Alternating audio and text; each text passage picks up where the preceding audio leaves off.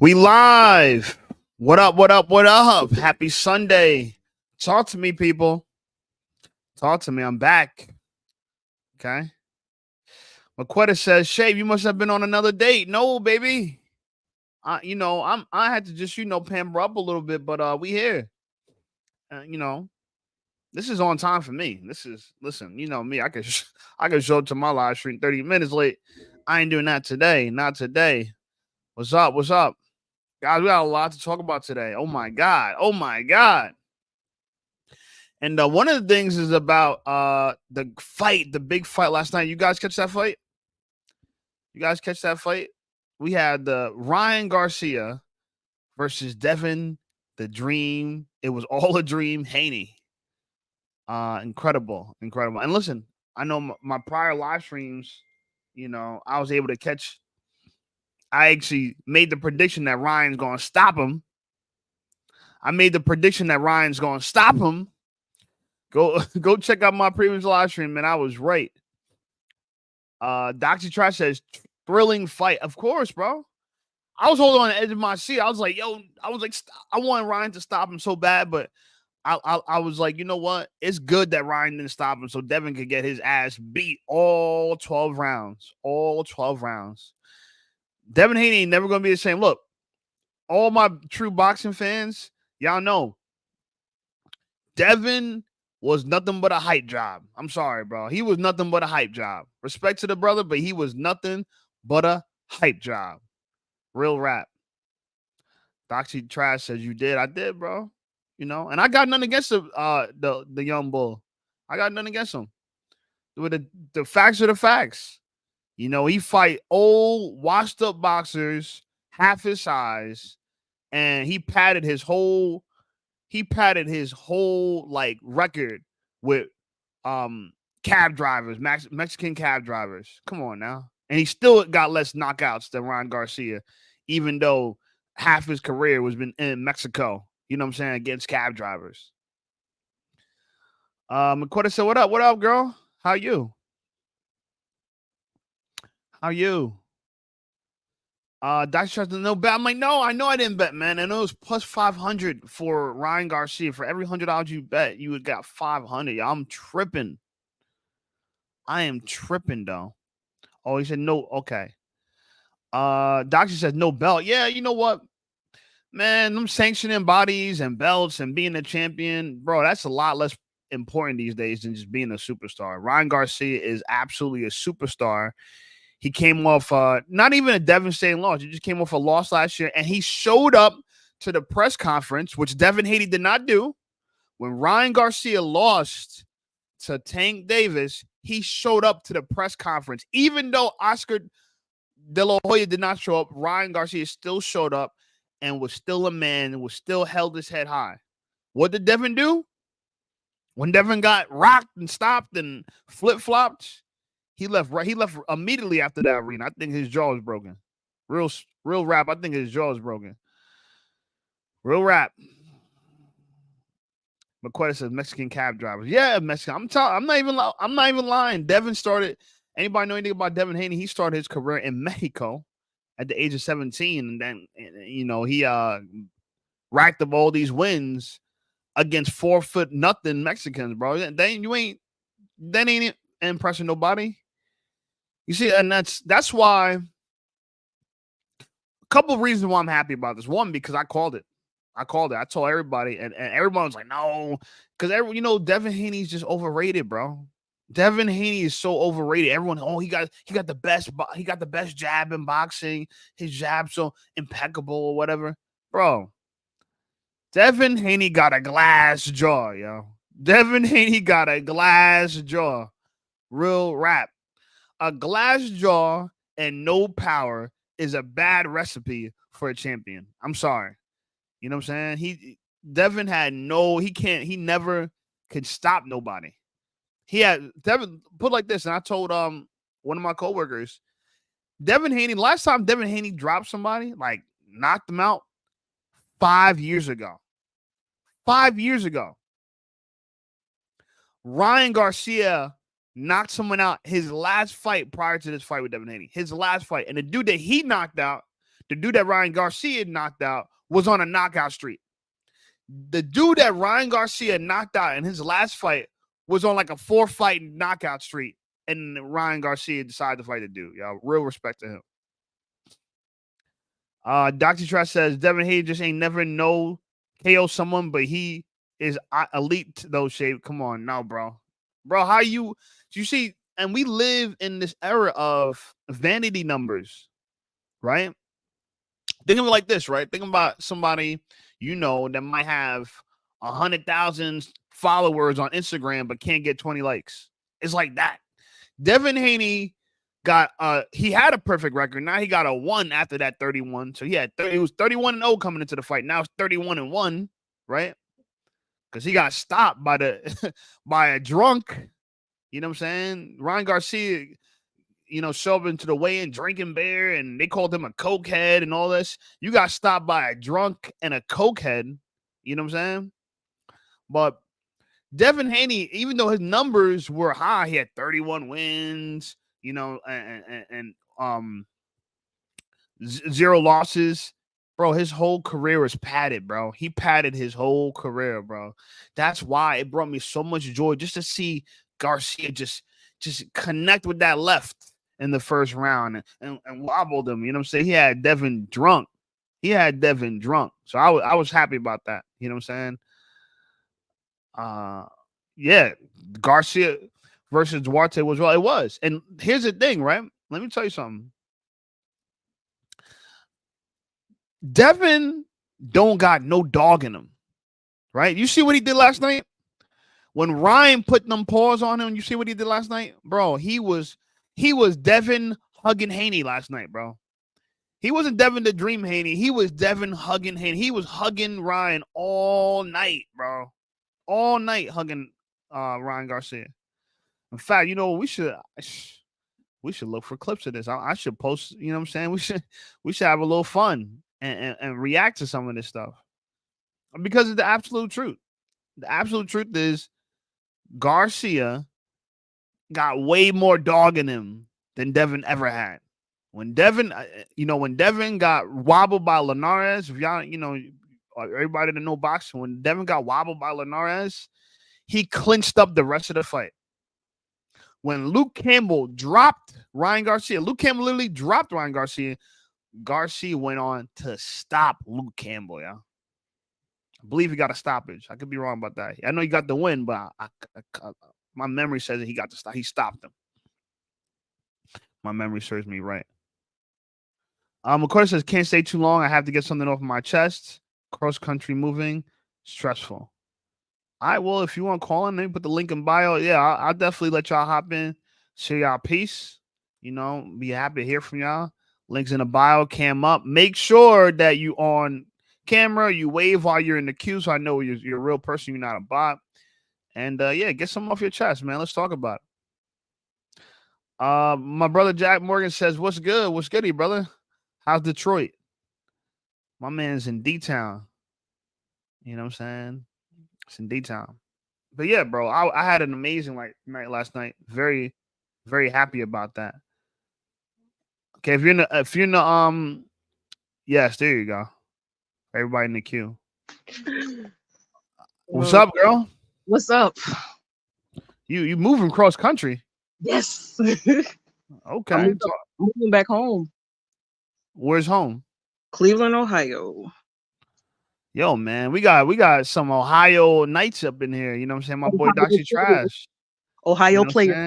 The land. She moving back to the land. Yes. So what's up? Where you at now? I'm in South Carolina in it's a military town and everything. Like it's when you young and you not retired and old money, new money, it's kind of hard to survive in this little area. So going back to the big city where, is more accessible and stuff like that. Yeah, I mean, so what makes you want to move? You just bored, ain't nothing to do out there? You gotta go back to the land? Yeah, there's nothing to do. Like I said, there's not too much opportunities out this way either. My son, he is a teenager in high school and stuff. He gotta be able to get out and do stuff. It's not so much he can do out this way. So, right. Gotta make that transition. Been down here for 7 years. Did what I can do. It's time to go back. Why'd you move down there? I moved down here because I was getting a divorce. So had to get away from that situation. That situation got taken care of. So it's time to go back home. Damn. Well, shout out to the land, Cleveland. Shout out to the land. Yes. It's doing better than what it was before I left. So everything I learned from down here, taking my talents back to the lake. Talents back to the land. You know, you the reverse LeBron. LeBron left, took his talents to South Beach. You doing the opposite. No, he left and then he came back. So only when he could assemble the Avengers over there in Cleveland. When he could get the Avengers. I'm gonna go back and I'm gonna assemble the Avengers and I'm gonna make it do. That's how that goes. You go. That's what's happening. But it's just trying to get this move together. Because my truck doesn't travel that far, so I have to get it transported, and it's a mess. It's a mess. So what's your actual leave date? When do you actually leave? May 31st. Okay. And the next month. Okay. All right. Well, that's it. You moving for Memorial Day. Yep. So when it's going to be lit down there, you leaving when it's about to be lit. It's about to be super lit in South Carolina Memorial Day, right? No. Cleveland's Memorial Day is going to be way more lit. Way more lit. You have to understand, like, where I'm at it's Beaufort, South Carolina. It's so small. It's literally a military town. You either military or you're from the country down here. I'm not from down here. I don't have any family down here. All my family picked up and went back to Cleveland. So they all moved down there together at one point? No, so military. So my sister's husband, he's a retired Marine. Okay. So they were down here. So I came to stay with her. And so they picked up and moved back home to Cleveland and left me down here. So okay. It's time for you to come home. Come on home. Yep, indeed. So I'm gonna get through some of these comments real quick. I'm gonna let you slide real quick. For Lomachenko and George Kambosos, who you got? I don't know. I don't know about those bums. Who knows? I don't know who I got with that. Jack Morgan says Detroit's icy, man. I can't hang. Yeah, well, yeah. You might have to wait for later on. You know what I'm saying? Yeah, but it's like 40 something in Cleveland right now. Yeah, it was warm this week in Jersey, but now it's back down to 40s. It was in the 70s last week. It's crazy that it's just jumping around like that. Doxxy says Jack and Drock eating some mom's and eating mom's spaghetti. That's funny, yeah. Let's keep rocking. Doxxy tries. It's summer in the Midwest, so it's lit. I heard, man. Jack Morgan, 8 Mile Trillin'. Right. Tom E says, how's it going, Shape? It's going good, man. I got my girl up here. She's about to move cross country to the land. Miss Mitchell said, Cleveland, at least we're not Detroit. We not Detroit. There you go. We're not Detroit. There you go. We're not even been in town. Hell nah. No. So who you got? You got a place to stay already? I'm going to stay with family until I get a place.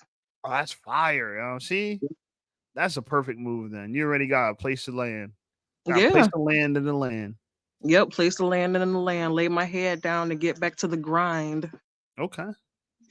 So, what else you got to get off the chest? Is that's been waiting on you for a while? That you've been itching to move? Yeah, it's just like I said. It's just stressful getting it together because I'm by myself.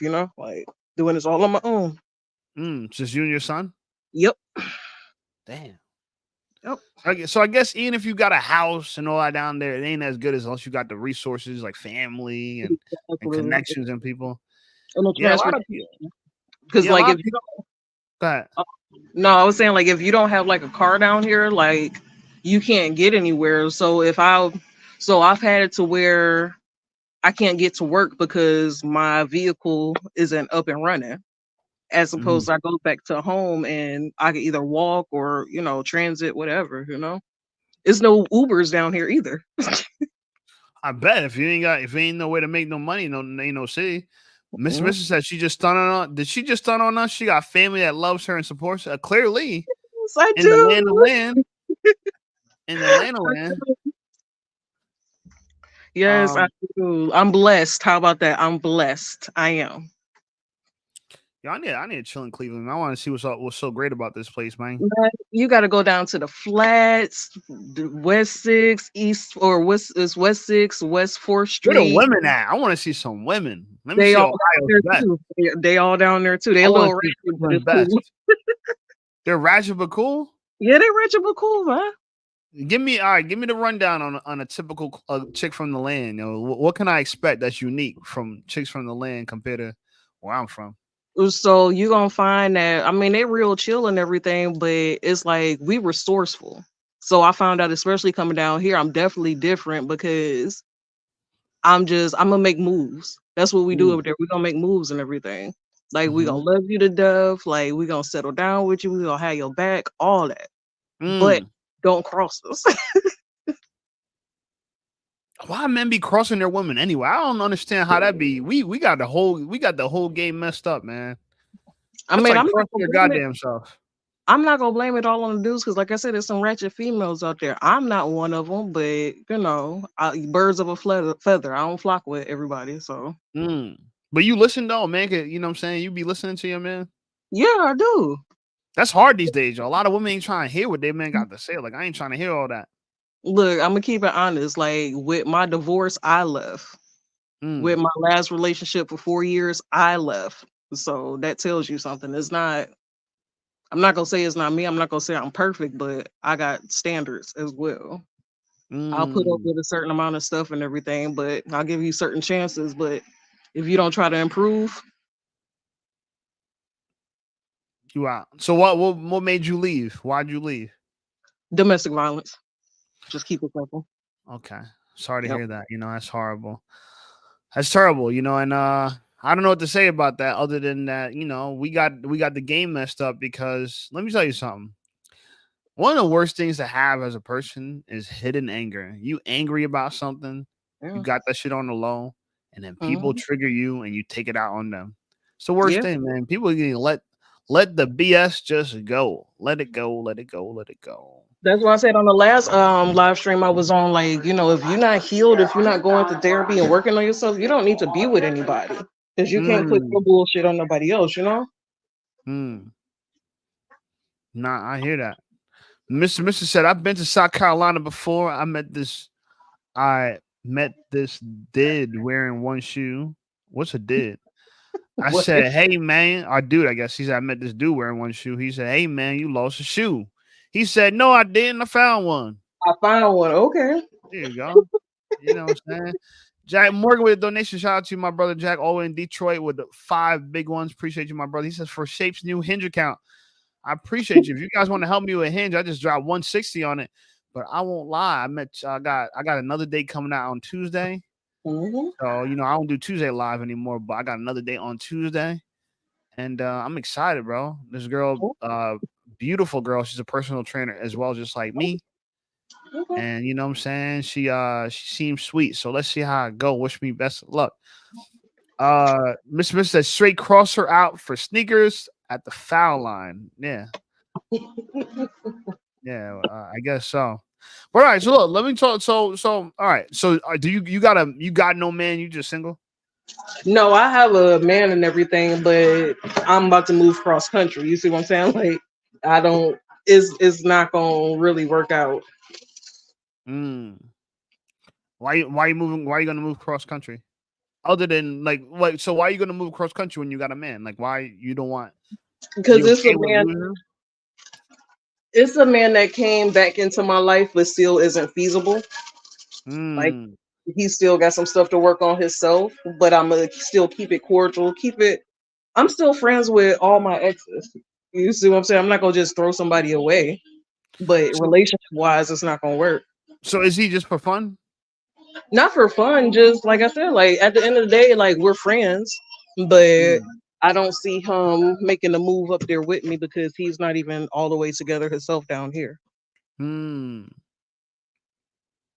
Understood. Makes a lot of sense. Shout out to the land man from the land. Doxxy tries for 10 big ones. Appreciate you, my guy. I get that Ohio support, man. I appreciate you. Yeah, that's what it is. Jack Morgan said, I got that late night dinner with the fam. Good talk. Appreciate you, my guy, from coming by. See you, Jack. Go support the boy Jack. You know, he dropping live stream. I mean, he dropping some new videos. I think I watched a couple of them. Pretty good. You know, let's just know that the world's coming to an end when you watch Jack's channel. The most depressing channel on Instagram. I mean, I'm just playing. Shout out to my boy Jack, though. He definitely got the documentary style videos. We rock with my brother. Yeah, he's informational. Very, y'all. I'm trying to be like him. I'm like, damn, bro, how you be coming up with these good ass ideas, man? My man got the good ass ideas and the good execution too. It's hard to do that. It ain't easy, you know. Yeah, like I said, like this is my second time being on somebody's live. I don't just do stuff like this, you know. So it's hard to sit up here and talk to somebody, you know, like this. I'm more of a face-to-face person. So, you know, this is kind of like face-to-face because you see my face, I see your face. It is, but you can't smell each other's breath. No, see that's the good part about it. Like I don't have to feel me? I don't have to smell you. The conversation always goes well over live. True that. But I'm gonna go ahead and slide out so I can finish cooking. So what's for dinner though? First of all, what's for dinner? Oven fried chicken, beans and rice, and some broccoli. Okay, there you go, girl. You know what I'm saying? I wish you a safe trip. I don't know what you say. You May 31st, so we're gonna be on live again before that's done. Before then, let us know how we going and how we can support you. We here for you, girl. Appreciate it. You support me right now by letting me talk. There you go. You have a wonderful night. We'll talk to you soon. All right, you do the same. Shout out to the girl Myquetta, man. Shout out to the homegirl Myquetta. Appreciate you, man. She says she moving back home with family, and you know what? That's not a bad idea. If you need to move home to be closer with fam for that support, I recommend it. I got that option, so I can't do that. But for the people who got that option, it ain't a bad option. It ain't a bad one. It's not a bad one. Where we at? So, all right, we were talking about the fights. I know Doxxy asked me who I got. Lomachenko or Kambosos. So here's what I think about the two of them stylistically wise. Kambosos, Kambosos got a little bit of power, and he got a little bit of a jab.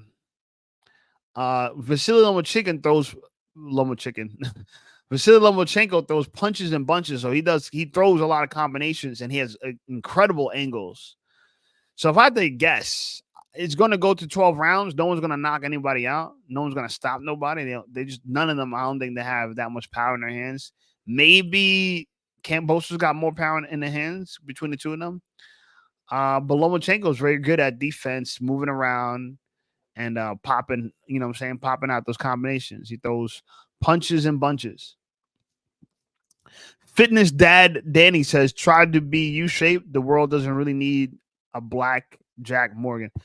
Yeah, you know what? I ain't trying to be Jack Morgan. I'm glad you said that. It's not that I'm trying to be a black Jack Morgan. I can't be a black Jack Morgan. You know, me and Jack Morgan got very different backgrounds, upbringings. You know, we're good friends, but we're very different. And but I do admire him. You know what I'm saying? I won't lie. That's my YouTube counsel right there. You know, what you guys don't see is that behind the scenes, we talk about YouTube all the time. And it's been like this for almost a year now. We just constantly talk about, you know, YouTube and what we could do with it. But to keep it real with you, and I appreciate the feedback, Dani. But the point I was making about the whole Jack Morgan thing was Jack has a pretty good pulse on the culture. Jack kind of understands what's really going on in the world in an interesting way. And so, you know, to be a better journalist, you know what I'm saying? I'll be picking his brain to kind of see like you know, different videos to do. But you guys can help me too. I mean, give me some ideas. What you think? What do y'all want to see? I mean, shout out to Alberto. I don't know if he's here right now in the chat or not. I mean, on the live, but Alberto gave me the idea for the soft guy era, and that video did really well. Shout out to Alberto. That video did really well. And so, yeah, help me make the content y'all want to see, And also, if you want to join the live and talk your talk, that's what we're here for. This is a community, and we're just trying to build. Every day, we're just trying to build. Myquetta says, you got a shape. You're on a good path. I appreciate you, Myquetta. I appreciate you. And I'm always going to remember y'all. Y'all my real ones. At some point, y'all going to have to become my admin. You know what I'm saying? My moderators. So you can block all the haters when we get more haters in the chat. So I appreciate you. That's what's up. Heck joined the line. Said, Heck, what's up? What's up, my boy? Said, what's up, Shape? What's going on? Did anybody catch the fight last night, man? Am I the only one that's a boxing fan? Did anyone see Devin Haney lose his O? He lost his O.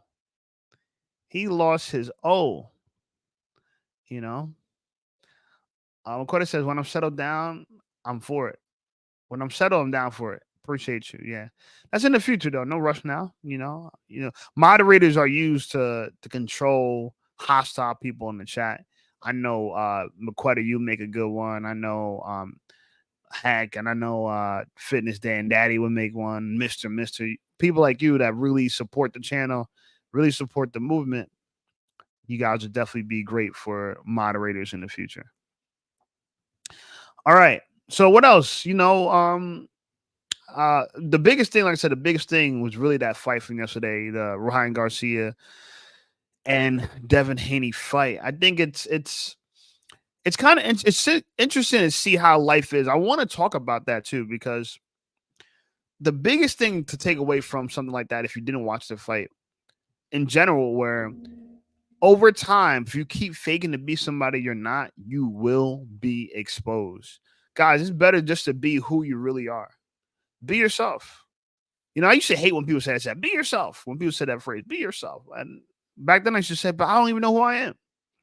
That's not true. A lot about who you are, you just don't realize it's who you are, what uniquely makes you you. We all have, from a young age, preferences, tastes, motivations, ideas, a journey we want to go on. And so you got to use that to really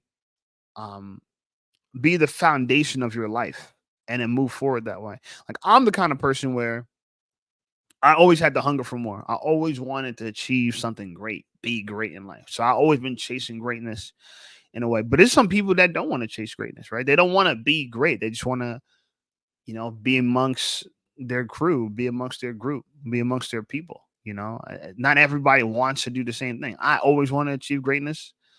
I don't know why. I always just wanted to be, I didn't want to be good at something. I wanted to be amazing at something, right? I want to be known for doing something, whether it's important or incredible. Either way, that's just me. For people that are not like that, that's okay. And just know yourself. Know thyself, Of course, it's facts. Be yourself and you'll find out who's really for you. Exactly. Right? I'm not everybody's cup of tea. Myquetta, you said that pretty well. I'm not everybody's cup of tea. Some people wouldn't want to date someone like me. And you know what? That used to be hard for me to hear, because I used to want everybody like me. In fact, sometimes I still feel like I want everybody like me, just because I feel like I'm a likable person. But the reality of it is, you're not for everybody. You are not for everybody, and everybody's not for you. I might want to wear a gold chain and a wife beater. Not everybody wants to wear a gold chain and wife beater. I might want to cut my hair low and rock a beard. Not everybody want to cut their hair low and rock a beard. Find out what really speaks to you and go towards that. Jack Morgan, right? We were talking about Jack. Jack loves comedy. He loves telling jokes and calling bullshit. He'll tell you. Jack loves pointing out the bullshit in the world and telling jokes. So that's what he does, right? He decided to pursue that for a living. And that's what he does. So, to really, really shine your light bright by finding out who you are and be authentic with that, because inauthenticity will be exposed. Inauthenticity will be exposed. Mr. Mrs. said, I found out who I am through adversity, putting the gloves on and knocking people's heads off and getting my head knocked off, playing football in 100 degrees weather and never quitting, etc. Yeah. And you understand that you might have a taste for that. You might have a like for that. I know me personally, I don't like football. That's just me. I don't dislike it as like a terrible game, but it's not something I'm crazy about. I'm not crazy about playing games with balls. That's just me. Some people love basketball, football. I'm not a big ball game person. I know a lot of games have balls. Tennis got a ball. Golf got a ball. Pickleball got a ball. Got even got ball in the name. Everything got a ball in it. We always just playing with balls, right? Isn't that weird? We as games we play with balls. That's so strange. Why can't we play games that don't have balls in it? Mrs. I learned I'm saying easy going because I know how strong I am and I believe in myself. People misunderstand me because they haven't come to these conclusions in their own lives. Bro, that is facts. I had to say this. So you guys know I was dating a girl. She broke up with me going on 2 weeks ago, Monday. And I had to realize that immaturity is not attracted to maturity. So if you're dating a girl that's immature, and you're mature, she's not gonna find that attractive about you. She can't appreciate about you. And this is why, like, my new standard for dating a girl has to be a girl that's mature. I gotta date a mature girl. She has to be mature, right? Because if she's not gonna appreciate the things that I do. Right? They're not gonna seem significant to her, right? And that's why you gotta make sure that you're authentic. Be your authentic self, and you're gonna align with other people that's authentic to that. Hex says no Diddy. Yeah, no Diddy for real. No Diddy for real. Mr. I was never good at football. It was just a vessel for me to learn that I'm good at not quitting. There you go. There you go. And you know what? That's who's not good at that? Devin Haney. Devin Haney got a glass jaw, man. The way he got put out, bro. And that was the story of the century, really, is that all the fakes will be exposed. All lies will be exposed. All lies will be exposed. And so really I'm telling you, this is for everybody, bro. Really be authentic to yourself, because that way you can't get exposed. You can't expose me. You know what I'm saying? Because I've been authentic. I am who I say I am. I don't walk around pretend like I'm a gangster, I'm a thug. I'm not. I box. I got hands. I love training boxing. You get what I'm trying to say? But I don't walk around like, if you mess with me, I'm gonna, you know what I'm saying? Do. I'm not. You might be able to, if we are driving on the road, you might be able to run your mouth. I'm gonna just let you slide, because you know why? I don't take people's drama on too much. I learned that, like, a lot of people are going to try to drag you down with them. And so I just don't engage with it, right? I don't engage with it. When I see a pig in the mud, I don't go play with it, because I ain't trying to get dirty. You know what I'm saying? But the pig loves it. Rolling around in the mud, you know what I'm saying? Kicking up dirt. They love it. So they're going to have a good time, and you're going to get covered in dirt. You're going to be dirty. So I've learned to just who I am, I'm confident in myself, where I don't have to get the validation from others to prove that I'm not a punk, right? Prove that I'm smart. I don't need other people for that. I'm self-validated in that way. Myquetta says, I have to agree with Mr. You learn yourself by being yourself. When you master yourself, is going to conflict with others. It is. Yes. Because to stand on this side means you're not standing on that side. In life, you really got to pick a side. And I'm not saying let's be divisive or anything, but we can't go left and right at the same time. Some people want to go left, some people gonna go right? Some people gonna be good, some people gonna be evil, and these things are like water and oil; they don't mix. So, that's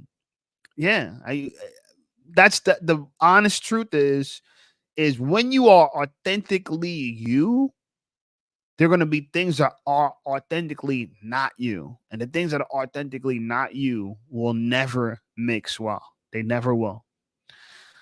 Mr. Smith says Devin Haney got his ass handed to him. He did, by a white boy. We used to say, Devin Haney, I wish I get the clip. We used to say, I'll never get beat by a white boy. Okay.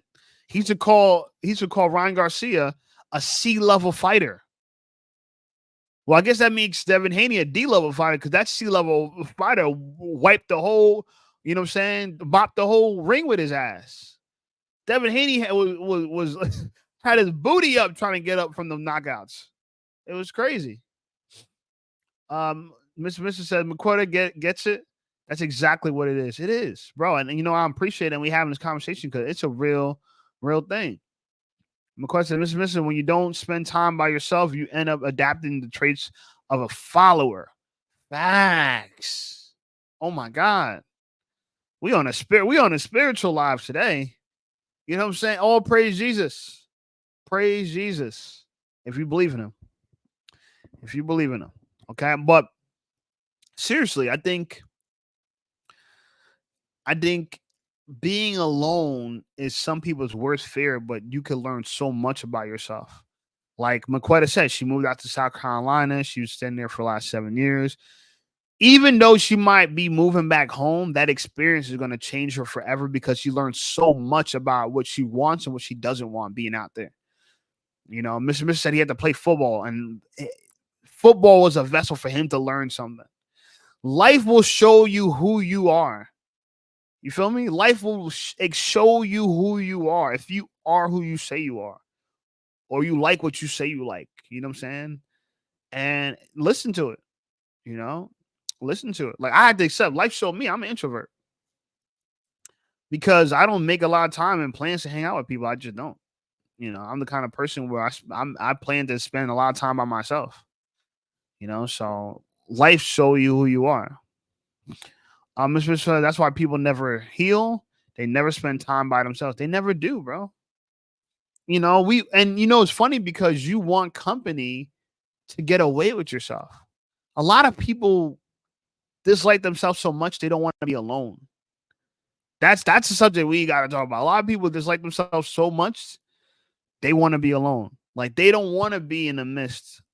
Like, they don't want to be held with their thoughts by themselves. That's why they drink or they smoke or they do all these things to try to escape themselves, right? The form of escapism, or hang out in crowds. A lot of those people that hang out in big crowds, big friend groups, no, not to y'all. Shout out to y'all. But a lot of y'all can't stand one-on-one by yourself. A lot of y'all can't stand one-on-one. I walk alone, man. I'm a wolf. I'm a lone wolf, right? I walk by myself. I'm dolo. Adrian Crypto says, what's up, my brother? Hex says, it's best to face adversity early on in life and hopes you learn and improve. Absolutely. Absolutely. I live on my own now. One of the best things that's ever happened to me is moving out of my friend's home. I mean, my friend's home, my parents' home, right? Having to provide for myself when it comes to rent, you know, utilities, car and insurance, you know, food, and still have to grow and kind of push myself to build a career. All that has told me everything I need to know about myself. And it's pushed me to understand that, all right, I'm not good at this one thing. So I got to improve, especially if my back's against the wall. Like, my back's against the wall. I got to survive. I got to do these lives. I got to do YouTube. I got to do my personal training. I got to do my other jobs. You know, it's a need, you know, and so, and guess what? I'm paying down bills. Today, I paid off my last credit card. Guys, I paid off my last credit card today. I have no credit card debt. Pay off my last credit card today. It was $536. The old me would have kept that balance on forever. If I had that, I did have the $500, but instead I would have done with that $500. I would have kept that in the bank, gave a little $20, $30 minimum payment, and felt like, oh man, I still got mad money. I got that $500 in the bank. What I've realized through getting older and wiser, that having available credit is such a blessing, because you know why? It allows you to have peace of mind. When you have credit cards that have available balances, meaning that you have no balances on your credit card, you actually could use it for stuff. You know how better you sleep at night, knowing that if something happens, you got the resources to take care of it. And so that's why it's actually better to have credit cards with no balances on it. So if something happens, you got the credit to do something with it, right? You got that credit to take care of that emergency, because one of the things that people understand is that less than 75% of Americans have over $500 for an emergency, right? And I'm blessed to say I got way more than $500 for an emergency in actual cash savings, in precious metals, in credit cards, you know, with no balances on them. So if anything, if I went through a little micro drama right now, something happened, and things happen in life, I could be able to say, you know what, here we got the resources for it, and that's what's going to make you into a man. You sleep, that peace of mind you sleep with, because living, I told you, I live paycheck to paycheck. I know Jack just dropped the video about that, bro. If we all live paycheck to paycheck at one point in our lives, at some point, you know what you learn from paycheck to paycheck? You never get ahead, bro. You never get ahead. You're one emergency away from being completely defeated by the world, right? From being completely destroyed, ass up. You begging people for stuff. You can't move. You can't think. You can't breathe. You got to try to figure out how to solve this problem. You know what I'm saying? Like, I remember getting a flat tire last year and did not know, like, I needed a new tire. I didn't know what to do because I didn't have $200 from a new tire. I'm just being real with you. I didn't have $200 for a new tire.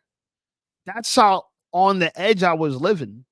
I was living so close to the edge, you know what I'm saying, that I literally had my tire blew out, you know what I'm saying, and I was almost crippled. I had to borrow money. I went into debt, you know what I'm saying, and I just paid a lot of that off, so I'm appreciative to it. Doxxy, what's up, my brother? What's going on, man? I'm here, man. I know you seen that fight last night. Whew. A little heartbreaking. Not for me, bro. I was calling it on these lives the whole time. The whole time. Yeah, you did. Oh, man. I just wanted Haney and stuff to keep going. Now boxing about to be weird because ain't nobody don't want to fight each other. Bro, ain't nobody trying to get their ass mopped with the ring like that. Yeah, when they get an upset like this, it just get all shaken up. You know, and now like Shakira ain't gonna get no chances against nobody. I don't know, man. It's gonna make it funny now. Who, Shakira Twitterson? Man, I'm just saying, like, it's about to get weird in that class because what Ryan said he wanted to go to 150 now or 145 or something. 147. 147. Welterweight. Yeah. That's the weight the class that Floyd really ended up. That was the last class he was in, I think. You know, so that's that. He made that but there's a lot of dangerous welterweights right now. That was where the class he's going up to is where Errol Spence and Crawford were. Errol Spence, yeah. You know what I'm saying? That's a dangerous class. You know what I'm saying? That's a dangerous. I mean, Ryan got power though. So one thing you can't give, got to give him respect. He could. What people understand is that, you know, he got faster. Boxing is cool and all, but if someone put a hand on you and you can't absorb that, you in a lot of trouble. Devin Haney couldn't. You know, once he felt that power, bro, he didn't know what to do with him. Yeah, he lost his legs first round. Bro, yeah, completely. Had them goofy ass shoes on. I was like, oh, he got too much faster shit. Yeah, he got fancy knitted shoes and shit, and that ain't gonna help you. They ain't gonna help you. Myquetta says people don't face their demons. They don't. Devin Haney faced his demons last night. You know what I'm saying? He pretended for so long. Him and his father really pimped him, bro, on some Cleveland pimp shit. Pimped him to believe he was someone he wasn't, and then he really got confronted with the truth last night, bro. You run around talking all this big game, say you want Tank, you want this, Shakur scared of you, bro. You got beat by a person y'all all thought was weak and lame, and now y'all come to find out that none of y'all can really hang with the boy because let's keep it real. Power makes a big difference in boxing. People understand. If someone could drop you, that changes you in the fight. If you fight against somebody and they could kind of like flash, knock you down, and everyone's like, oh, in the whole arena, you know that you just became someone's highlight reel. Yeah, the photos are crazy, man. He gonna be looking at those like, fuck. Bro, it's all over the internet. Yeah, there's some good photos too. I'm like, oh shit. Yeah, you got Devin Haney, Ryan Garcia standing over him like that. Devin Haney on his ass, looking up like, oh shit, he coming for me. Oh man. Yeah, you know, so Devin will never be the same, bro. He ran around being a fake, and I told this to people for so long, but you know what? Devin's black. A lot of black people look like him. They identify with him. They think it's him, Tank, and Shakur. Come to find out, it was never those three, yo. Tank is up there. It's questionable if Shakur's up there because I'm convinced that maybe Garcia could be Shakur. I'm gonna keep it real with you. I like Mario Barros too. I thought he did pretty well against Tank. Even Little Pitbull did well against Tank. Yeah, I'd like to see yeah, that run back. We'll see. I yeah. don't know. You know what I'm saying? So we never know. Alberto says, fun fact: the most common debt Americans are in debt is medical, student loans, and car payments. Yeah. Yeah, man. You be dating Yeah. these girls, they be having all them student loans. It's just like you can't do no long term. With that, you I can't mean, do you no get married, then that's your debt. Come on, man. I mean, if she worked, it might be all right. Oh man, yeah. She got to stay Yeah, on the plan. Stay on the plan. Don't be buying no yeah, purses every day. a Buying good purses woman is every worth week. some student debt, bro. I'm gonna keep it real with you. Buying purses every week and shit and all this. Now we gotta stay on track till this is done. You know, some don't want to listen. Yeah. What you really want. Every girl got some kind of baggage, Right. So if you a go getter and you getting money and all that kind of stuff, you gotta gotta take that on the chin. What you really want though is a girl that's going to be follow your lead. You know what I'm saying? Ain't trying to cross you, be obedient to you. That's why I asked Myquetta, do you listen to your man? A lot of girls don't even listen to their man. You know what I'm saying? And shout out to, I was talking to this one dude at my job. He said, I was asking him like, I forgot, we were talking about something about money. He said, oh, I don't deal with money. My wife take care of that. Yeah, I hear that a lot too. Yeah, I'm like, your wife take care of that? Dude, I'm like, damn, bro. I ain't want to say it, but I'm like, whoa. Yeah, some girls want to be Red hands-on. flag, yo. Like, listen, it's cool if that's how you run your relationship, but I'm telling you, bro, that to me is a very interesting standpoint. Because I heard 50 Cent say before, because he used to live with his grandparents, that his granddad would give his check all the time to his grandma. He said, why you do that, Dad? So she know I can't buy her the things she want to buy. Yeah. Right. That's all we got. Is what we got, Hey. Keep our expectations low and stuff. Alberto, what's up, my boy? Yo, what's going on, bro? How you doing? Yo. It's good, man. You caught the fight last night? Nah, man. I didn't watch nothing. I got to get my audience into boxing. It was a good fight. What's up with you? What you got for the conversation? Drop your knowledge. I don't know, bro. I just got a new mic, so can you hear me better? Hey, yeah, you sounds good. Okay. I don't know. I just want to give my 2 cents on debt and stuff like that. But yeah, just overall, like the most common debt, medical, student loans, car payments. It's insane to even think Car about that, man. That car payments are on that category now, bro. Yeah, would you see that stat at? That's a stat from somewhere? Money.com, which was like the first link that popped up, and it's like that's what people are in debt for. It's crazy.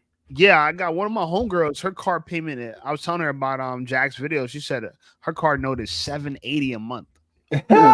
What she got, Jake? Kia, don't tell me. I can't. I told her like RAV4 or something. I think she got a RAV4 or something.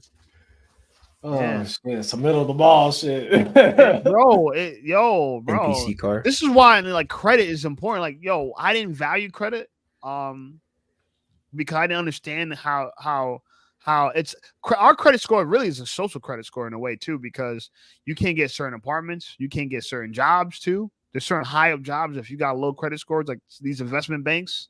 If your credit score not like 700, you can't even get the job. Really? House, yeah. My dad worked at Morgan Stanley for probably maybe 20, 30 years or so. And he was telling me that, you need to have a certain credit score, or you can't even get, and if your credit score go below a certain amount, you could lose your job. Damn. Yeah, people don't understand. Like, so because it's actually we're working in investment banking, and so it's like a company culture thing, but two is like kind of a reflection of you. You know what I'm saying? It's kind of like your credit worthiness says a lot about you more than people think. You know what I'm saying? Because listen, man, like let's talk about it from just a good moral standpoint. If people do you a favor, lend you money, and you don't pay them back, you got low moral character. Let's tell the truth. You know what I'm saying? I ain't talking about student loans. Yeah, I probably don't pay that shit back. You know what I'm saying? The government really paid us. I got zero student loans. But, and shout out to you, but for people who you got a credit card, you borrowed some money, you didn't pay it back, that's cost. It is costing somebody. You know what I'm saying? So it's bad morals overall. Yeah, luckily I was able to have like good habits growing up, like with money, like to treat it wisely. Because I just got a credit card like 2 years ago, bro, and I went to community college for automotive technology, and Fine. I got like my FAFSA and like that covered that for me. So I barely had to pay anything. I don't have any student loan debt or anything like that, and I still got the same car from like damn near high school, man. Bro, and you guess what? What did Jack Morgan said? A man with no bills is a rich man. I You see what agree, I'm man, because saying? my was my uncle. He has like he leases cars a lot, and he's always like in some new car like almost every other year or so. It's just insane to me. Like, man, I'd rather just have one car and that's it. You know, the same car for like multiple years. Yeah, because you know what, bro? Car payments it makes travel really expensive. If you have a lot of car payments, it costs you a lot more money to travel than the average person. Like that's 780 on top of your like as a monthly overhead on top of your travel, on Yeah, top of gas, gas. on top of like maintenance and stuff, bro. If you average that out month to month, like day to day, you paying a good amount of money just to travel around. You know what I'm saying? Like, and it could be 4 or 5 times what the next person pay to get Yeah, around. I don't mean You to know what like I'm saying? polish off on myself, but like I used to be a mechanic, so I mean I maintain all of my cars, so I don't take it to the Mm. dealer or anything. Yeah, that's a good plus with girls too. When you change the oil, change their brakes. Hey, Oh they didn't hit man, the fucking brakes. Nissan Altimas, bro, are so dangerous. I mean, every time I see a girl, I inspect her car. What the fuck you got with these bald ass tires and shit? That was me, bro. Last year, man, I was playing crazy.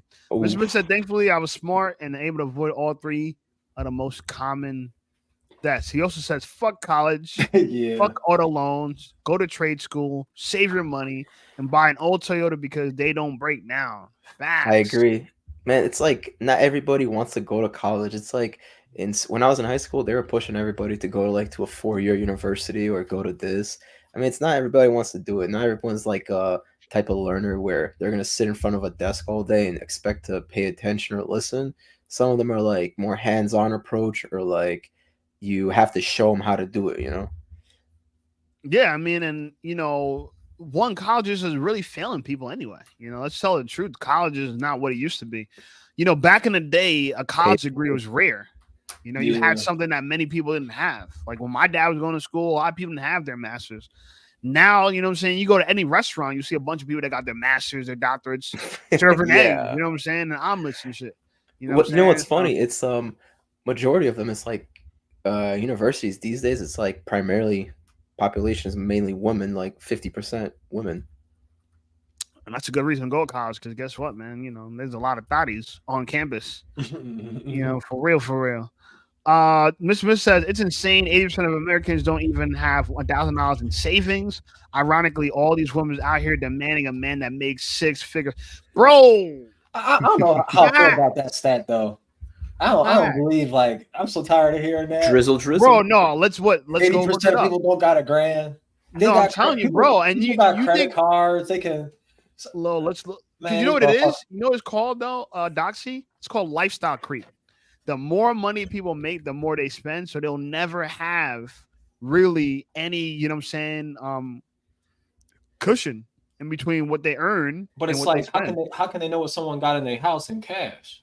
No, they do it by bank accounts. Yeah, right. I You know agree. what I True mean? to Like cash. So I agree in with that. savings, it's like, man, you know, I keep my money between so many different accounts. It's like I'll be using the STOP.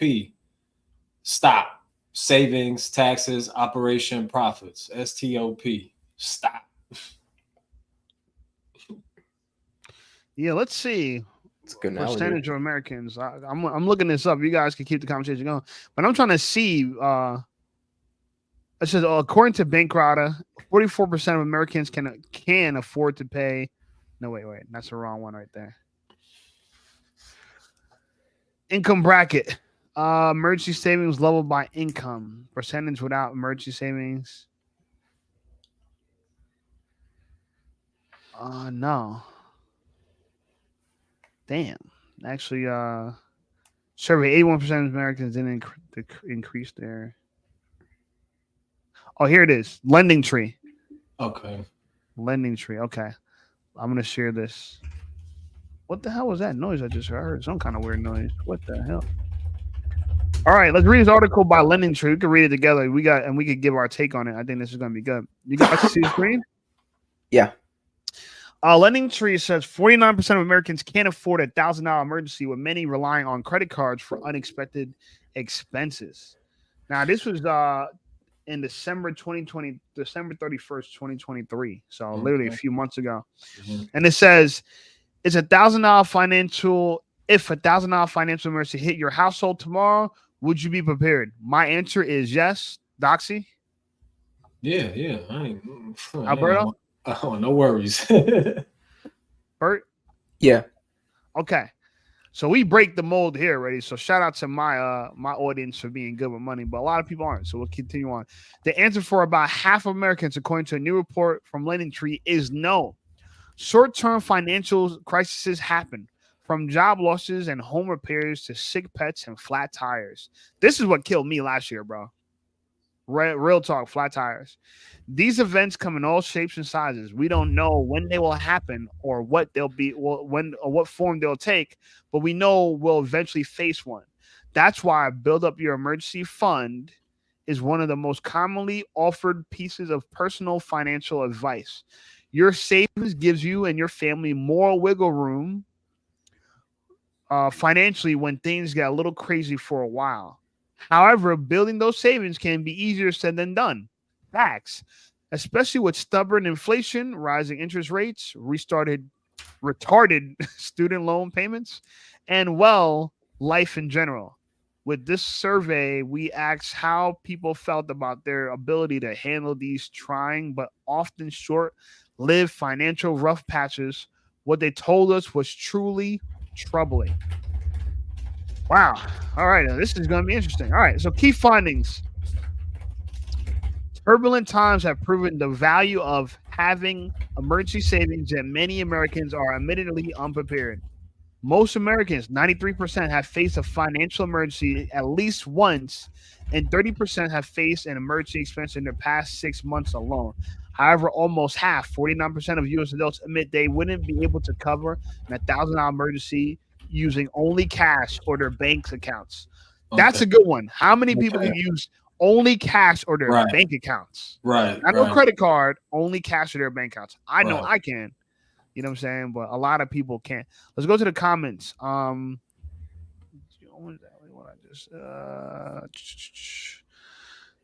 I said, before I went to Japan, I opened up a Chase Sapphire with rewards based on spend limit. I was going to book the trip anyway. Now, $20K credit limit. That's great, and keep it bare, bro. You know, I would say use less than 10%. Don't carry a balance, and you know, they say that if you have $15,000 to $20,000 in available credit, that's good as far as in the credit rating. You know, that's above average. Average is like anywhere between 5 and 10. Below average is less than $5,000. And then, really good, like excellent, and this is for your credit score, is like 15,000 up to like 100,000 or whatever available credit. That's good. Mr. Smith said that chick is paying the same for her car what my rent costs in Houston. Yeah, I know, and that's my homegirl, and she got a good job, so you know, I guess she could afford it better, but still, yeah, that's a lot. Mr. Smith says I went to auto mechanic school myself about 17 years ago. So did I. I went to a lot of people don't know that I went to Votech. Biotech? Votech? Like a vocational school? Oh, okay. They call vocational technical schools in New Jersey. Yeah. And I studied auto mechanics in high school. So I technically went to high school for auto mechanics. So it was a trade school. I went to trade school for auto mechanics growing up. But I hated getting dirty because I was trying to get girls in high school. So, you know, getting dirty underneath the hood all the time and you all messy and you want to get abroad. That was rough. And you always got to have the 2 clean fingers on you, though. Bro, yo, man, like the nails was looking crazy. So here's the next bullet point. The absence of emergency fund is sending people into debt. This is 100% what's happening. Because people don't have the funds for emergency, when they do get an emergency, they have to go into debt and borrow money. So it says among those who had $1,000 plus financial emergency in the past 6 months, The costly culprits were car repairs, 43% of the time, home repairs, 30% of the times, medical bills, 30% of the time. Within the same group, 55% were forced into debt to cover the expenses, with 84% having to scrounge for $1,000 or more. 84% had to scrounge for $1,000 or more.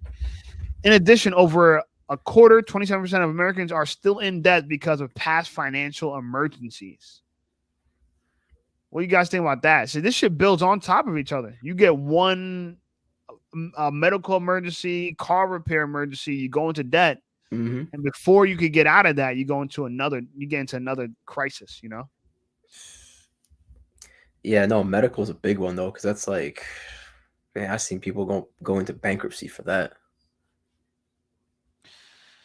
Yeah, I mean, I heard about. I wonder what medical bills like a trip to the emergency room or something. So I know a guy that had cancer and he ended up surviving it and he's cancer free, but it costed his like insurance company like over $1 million. Jesus Christ! Imagine if he didn't have insurance. He probably wouldn't be alive. The hospital would say, "Hell no." Yeah, you get turned away these days if you don't got insurance. The hospital, bro, you go in a hospital, that's like the first thing you got insurance. You got like, God, bro, am I like, you guys here to help me or you guys here to get a check? Throw you out the window. Yeah, bro. I got pushed out of when I was in high school. I got pushed out of a hospital room because I didn't have insurance. Yeah, like my bed was pushed into the hallway. Literally, underage me. I had pneumonia. My hospital bed was pushed out in the hallway to make room for someone else that had insurance. Yeah, medical system is weird, man. Yo, bro, it's all these places are just businesses. Let's just tell the truth. They're just businesses, and they're glorified to try to help you, but really all know who they're really helping. Yeah, some couple of my buddies like they went overseas or like even went to Mexico for like dental dang, for real, for dental care because it's cheaper out there. And because one of my buddy had to get implants because he had messed up teeth. He got implants and went to Europe. He paid like maybe I think like 10 G's for that. Compare if you go here, it's like way almost more. Like more 40 G's. You know, yeah. It's bro, dental is expensive in America. Fitness Daddy said, "Don't fix any lady's car for free. They need to pay a high price for any masculinity." You gotta get the masculinity tax. That'd be a good title for a podcast. Masculinity tax. I like that. Good catch right there. You know how many girls I catch trying to have me put air in their tires every day at the gas station? Yeah. Every day. Can you help me put some air in my tires? No. They don't even teach you all ages, no young to old. I'm like, damn, y'all ain't got no man. Check your goddamn check your damn tire pressure. And what do you do? What do you do? I mean, if they super old, I hold it down, man. Okay. But you know, the young girls, I just be like, I gotta go. I gotta go. Doxxy gotta help out the old ones because they never know. You might be in their will one day. Hey, just like that one guy who was in the will of what's that what's that fashion house? There's one fashion house. It was like Versace or something. One of these fashion houses. Huh? No shit. Something like that happened. They put they put their gardener in their will to inherit the money of their fashion house. I forgot which fashion house was it. Like could have been a Bonnie or something. I don't know. It's in the news. That was cool. Here's another. So let's keep doing an article. In case of emergency, use plastic. Most Americans, 58%, don't have designated emergency fund, and 40% say they would pay for a surprise expense with a credit card. What's holding people back from creating a rainy day fund? 49% of without one blame the cost of living. 34% cite the lack of budget, and 24% each say they have either a low-paying job or just don't feel the need. In addition, don't feel the need. What the fuck? In addition, among those with an emergency fund, just 20% are taking advantage of the high-yield savings account. Now, I want to say this, and maybe this would be a good question for that. For an emergency, if you guys got credit card and cash, which one are you turning to first? Credit card or cash? Cash. Doxxy. Depending on the credit card, what kind of points I can get on it and all that kind of jazz. You know, I got cards I can use for that kind of stuff. Right. Because I like I said, where I go grocery shopping, they own like gas stations too. So if you spend so much there by buying a gift card, and I buy a gift card for a different store there and I use it, say like a Target gift card. If I shop at Target, I'm gonna go get me a Target gift card from the grocery store because I get points that I can use for gas and fill up for free because I bought a gift card from the grocery store, and then I just use that gift card at Target, whatever, you know. It's like it's a lot of little perks out here, a lot of little hacks. It's probably they try to trick you. Those hacks to try to trick you to go into debt, and so the smart thing to do is get it, but not go into debt. Yeah, just have your card for, you know, your gas and your groceries, and then don't use it for nothing else and pay it off, whatever. You know, it's all about one's individual responsibility and stuff, you know. So exactly what I use my card for. For you, it depends, I guess, for what you're going to use, either your credit card or cash. Yeah, because I mean, there's so many times I got a lot of kickback from credit cards. Like the shit just sometimes pay for itself sometimes. Yeah, with the cash back offers and stuff, right? Yeah, all kinds of bullshit. It's like I slow down on it now, so I just be using my I usually just put money on this one Amex card, and I just use that when I go out, so no one's like gets my debit card, you know. So I just use like a certain amount of money on I put it on a card, like a prepaid card, and I use that for everything. Right. Yeah, you know, I was gonna say, so for me, would I use a cash or credit card? It all depends. And I would say that I would prefer to use, like, what's the golden rule is to use cash first, and then when your cash is completely exhausted, then go to credit cards. And I say that because with cash, you don't got to pay it back. You should save again, but you don't got to pay it back. With credit cards, you got to pay it back. And if you're wise, you could, like, all right, like for me, like, let's say if I blew out a tire right now, would I put it on a credit card or pay cash? If I got the available cash in my checkings, I'll just pay cash. If I don't, if I got to dip into my savings, which I don't like to do, I try to pay it off with future money. So I'm still paying off with cash, but I'll borrow with a credit card and pay it off when I get, let's say, payday. So I don't have to dig into the savings because I don't like that kind of. The one thing I learned not to do is get into the habit of reaching into your savings every time you don't have money in your checkings to cover it. You know what I'm saying? Like I try to just keep my accounts like separate now in separate banks. Like I say, one bank, checking account, another bank. Yeah, that's the same bank. You're checking and savings, right? You're checking. You know what I'm saying? Yeah. You're checking account. I've been keeping a lot of different things separated. Sometimes I can't even keep track. Yeah, because it's way better. Yeah. I was gonna say the savings accounts and stuff. Yeah, I mean, so many people got different ways of doing things. It's interesting to hear from different people online and stuff too, how they be moving their stuff around or investments. I'm like that now. I don't try to keep a lot of money in checking accounts or nothing. I try to just know what I need for the month, and that's it. Like what I'm gonna spend, that's it. Right. Just go from there. Like me personally, like I'm working 3 jobs right now, including YouTube, and I worked this weekend at the restaurant, and I made like a little $500 in 2 days. You know what I'm saying? I was like, oh, this is good. You know what I'm saying? This is good. And but for me, like what that allows me to do is it allows me to save a lot more and pay off a lot more debt. And one of the things I like about working too is like if you're working, you can't be spending money. So you're earning money and you don't have the opportunity to go, you know what I'm saying, get rid of that money by spending it. I got a membership with that Experian. I pay like $40 a month, I think it is, or $30 a month.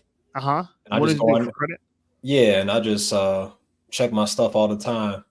So I'll like charge up a credit card $5,000 and pay it off like 3-4 days later, and then I see when they give it to the credit bureau or whatever, when they give you your whatever the hell, and it comes up, then I can see how that really affected when I used more money and stuff like that, you know. Watch, and I take little notes like that of how my points differential. And I've been doing that for like 5 years. I've been paying Experian. I mean, that alone is like I've been dishing out a lot for that a year, you know. I paid for, I think, my brothers too and stuff. So that's just, you know, I think that's a good little hack. And like my score went down when I bought my house. When you paid off my house, my car, my score went down, and then it took like 4 months to come back up. It's crazy. You paid off your house? Like yeah, my other house, and then I remember. And then my score went down, You know what I mean? And then it's just weird. Like they want you to have all kinds of debt, like credit They card like, debt, yeah, they house like, debt, car debt, yeah, loan house debt. that helps your credit score, believe it or not. Yeah, I mean, and then it's which just is like crazy. Which is like a I mortgage. think all the debt, all kinds of different debt helps it. You just don't want like medical companies, all that stuff coming after you or this or that. Like, knock on wood, collections and shit. Yeah, yeah, I've been clear of all that. But it's kind of like pointless to be giving them $40 a month because it's just I just keep it by credit good and just locked up. So it ain't nothing changing. I ain't open up no credit cards or nothing. I made it a rule of thumb to only open up a credit card like every 6 years and then use whatever promotional thing they got, like free interest for 15 months and shit like that. Amex is really good if you like travel. If you're a big traveler, you get like kind of deals on VIP lounge at the hotel. I mean the airport or whatever. Yeah, I got the blue and the clear of Amex. I don't, I just use one for like the grocery store. That's it. Shit, y'all starting on me, man. I'm trying to get me an Amex. Because I remember, yeah, they'll give you one. They'll give you one. I remember Doxxy. You said you used to do busking, like yeah, that's how I came up. Wow, get money 365 every day. You said you're doing what? When busking. I was busking outside and stuff, I go follow like Taylor Swift for a whole tour. I'll go do like 20 dates, come back with bands. Busking? What's that? What's busking? Like street playing music and street performing. So so after an event, people come out, I'll perform and stuff. And I'll get my money quick, 20 minutes, play at like a Super Bowl, play at the NBA Finals. We had LeBron in Cleveland. So you're talking about every night the house is packed. So if there's 82 games in the year, I get 43 home games. People only get paid 52 times a week. If they get paid weekly, I just got paid 43 times just going outside for the Cavs games. That's crazy. Yeah, I mean, keep it to ourselves. It used to get real out here sometimes. But one man here walking around with a cardboard box, raking in the bands. Yeah, I mean, the way I get down is a lot different than what you would think. Nah, it's fire, bro. I mean, it's just my brother and I and stuff. So that's how we was able to whatever. It's still working in the morning and do that at night, whatever, People need multiple jobs. Like, that's definitely a video to do as well. I want to read a little bit more of the article here. It says, those with savings are no strangers to tapping into them. 59% report using their savings to cover everyday expenses. With parents or children of younger than 18, 71% are millennials, 65% among those leading the way. When asked how much money they need to save for a financial emergency to avoid additional stress, 40% would feel comfortable having a modest amount, about below $2,500 set aside. What? That's it? 20% they'll need at least $10,000 saved to feel secure. That's a good question. How much do you need to feel secure? This is a great question. Me personally, in my current level of life, I feel like I need about $6,000 access to. Like 6 bands for me currently in my life is like what makes me feel all right. I got things under. I can handle a lot with $6,000. What about you guys? 20 G's for me because like I had this. I think I had a year where I was like hopping from one job to the other. So like just in case if anything happens, that way I have some like. That's a minimum. I'm talking about the minimum. I'm not 100 grand. Minimum. The minimum, like where. How much you need where you don't feel like you're living paycheck to paycheck? I'd say like 5,000, 6,000, same thing. Okay, so you're around me. Doxxy, what about you? So you're not living paycheck to paycheck. You got enough where you're like, all right, I'm good. Something happened, like the minimum, not the maximum, the minimum. Yeah, probably just my yearly what I try to stay under for spending for gas, food. So a year worth of expenses. Yeah. Damn, you need that much, my brother, to feel secure. So if you have 11 months, you feeling you're shaking. I just see money, blow money. I'm just my man got 11 months worth. He's like, oh man, fuck, shit ain't. But right. The thing is, like people be nagging on me and stuff, but I treat my months like weeks and my weeks like days and my days like hours. I treat my months like weeks and my weeks like days and my days like hours. You know what I mean? Do tell, my brother. Like, so say like a mortgage for a house, that's 12 payments a year, right? I'm gonna make that 12 weeks. I'm gonna do that in 12 weeks. I'll just figure it out. So I ain't gonna stop. I ain't gonna do nothing. So that's already taken care of. So now I'm free. So you'll pay off your entire mortgage in a year up front? Yeah, for sure. Why? That's it. That's very interesting. Why would you do that? Just so my mind now know everything from this moment on is profit. That's why. Okay, That's okay. why, you know what I mean? Okay. Got it. So you don't like to pay a little bit at a time. You rather pay completely all up front. And it's like a few years back, I lost like 15K, and I was with the Voyager app for the coins and stuff for all the cryptocurrency, and they went under. And I lost my 15K. I never got none of that shit back. What? They still Are you serious? Man, yeah. What a scam. I mean, it's like, and the one dude, he just got locked up for the I forgot the other one, crypto.com, or that dude and all this. But I'm saying, like, I mean, I keep a lot of my stuff in crypto right now too. Like I got a lot of stuff that's probably about to do well. But like, you know, because I don't believe in like keeping cash and checking accounts. My mom worked at a bank her whole life and stuff, and past couple of years they've been acting real funny, like different banks and stuff. So I got a lot of my stuff in like online stuff. I got like E-Trade, Morgan Stanley, which you talking about with your dad. I got stuff with them. I like Fidelity. Yeah, Fidelity. I got some stuff. Keep your money. They won't touch your money at all. Yeah. Yeah, it's just you know, and they'll invest it for you if you want it. I just keep it there to hold it. You know, I just feel like we on this new wave of stuff, and I just want to make sure, you know, I got my hands in it and stuff. So, you know, lucky enough, I wasn't like a family man or nothing like that. So I took the little hit on the chin, but like, you know, it's different out here. You know, it's a lot. I know a lot of kids out here. I know a kid who did like he did 15K and he up to like 5 million in crypto. Yeah, it's like people sleeping on that for real out here. Americans, like, we the only ones that's not like really dipped into it crazy. No, someone that committed suicide when his crypto account went into the negative after pouring his complete savings into it. He was a crypto millionaire, and then 1 year they had a bad year. He lost it all and deleted himself. What about that guy? What was his name? Boogie? Like, you remember the guy who was like making the Francis like videos? Yeah, I think he used to be like he used to have a lot of money in the bank, and then like I think he started like dabbling in crypto too, and then he just like bad investments and lost, and now he's like kind of broke. If I'm right.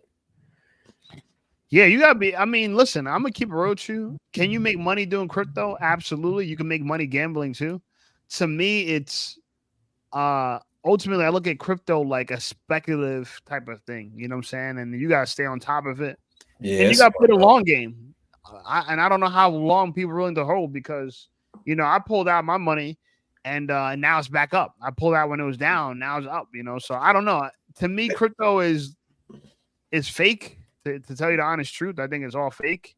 But you can make money off of fake shit, and people do it all the time. You know what I'm saying? They do it all I think time, EFTs are so fake. The EFTs, like the what's that ape one? The sleeping ape or something like that. The EFTs that go for like $100,000 for a picture that you could use to print. Yeah, that's stuff. Trademark to print T-shirts and stuff like that. Like, and they go for $100,000. Like, I don't. Listen, people will buy this stuff.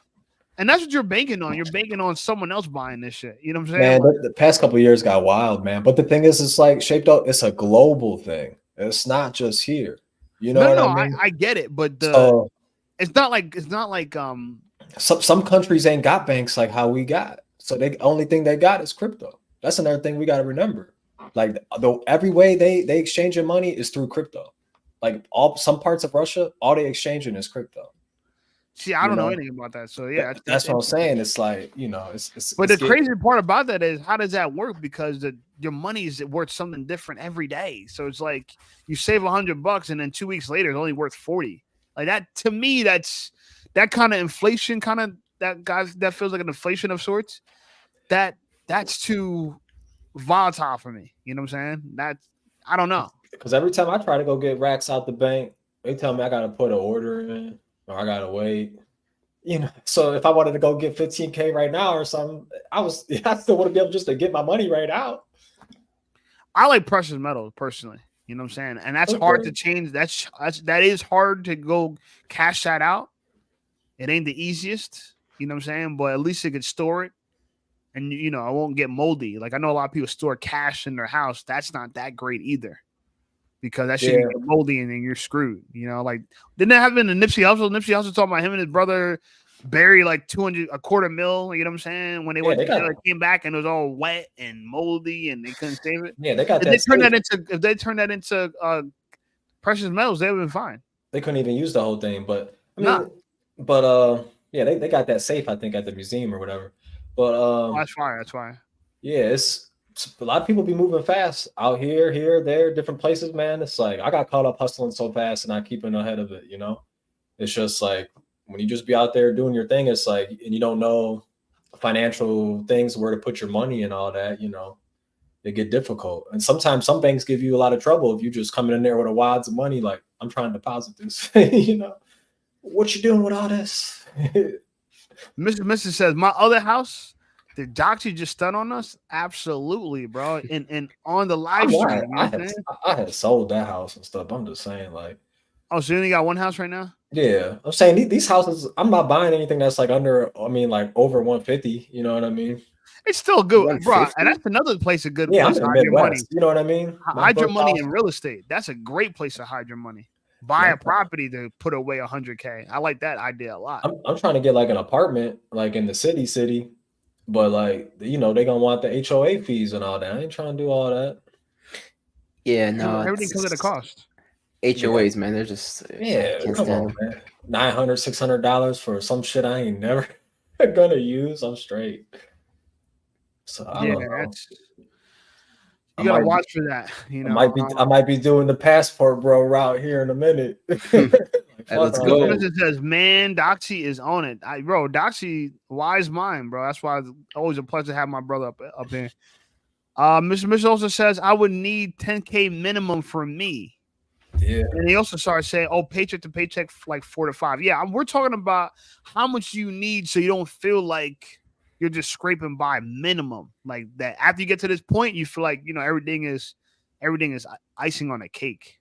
That's why it's like it's nothing wrong with like living with your parents when you're young, save up the dough, build up credit. You know, I'm not gonna lie, I'm doing that, but I mean, I'm doing it because I want to buy a place one day. You know, right now I'm just working and saving credit and saving money. Nah, but you're responsible with a lot of people. I know me personally, I couldn't do what you're doing. I didn't have the mentality. I needed my back against the wall. And this is why it's good to, like you said, know yourself. I know myself. If I don't got to do something, I ain't going to do it. If I can show up to a job 20 minutes late every day and no one's punishing me for it, I'm going to show up 20 minutes late every day without fail. You get what I'm trying to say? Don't give me an inch. I'm going to take a mile. You know what I'm saying? I'm telling you. If I could leave without doing what I need to do, I'm going to leave without doing what I need to do. Like, it's just. You like the motherfuckers at my job. Yeah, it's just, bro, it's a circle. That's just me. You know what I'm saying? Yeah. You might, Berto, you might be better than me. You might do what needs to be done regardless of someone's looking or not. You know what I'm saying? I'm the kind of person where, you know, I need that pressure in order to perform. Like let's say if I was a boxer, I'm the kind of person where you need to really, you know what I'm saying, be getting at me for me to turn up. That's when I come to life. You know what I'm saying? Like, oh, this dude a threat. Like he might try to take me out. I turn up. People like Devin Haney, you know what I'm saying? When you turn up, they turn down. You know what I'm saying? Ass in the air, all that.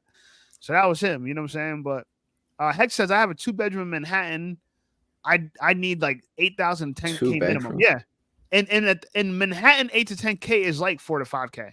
It really is. So it's you know, same wave. You know what I'm saying? That's what I think is the part that I'm trying to say. I think right now in the futures might be different.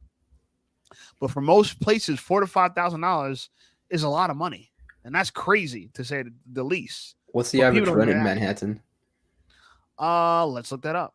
I don't know. Average price for 1 bedroom in a Manhattan.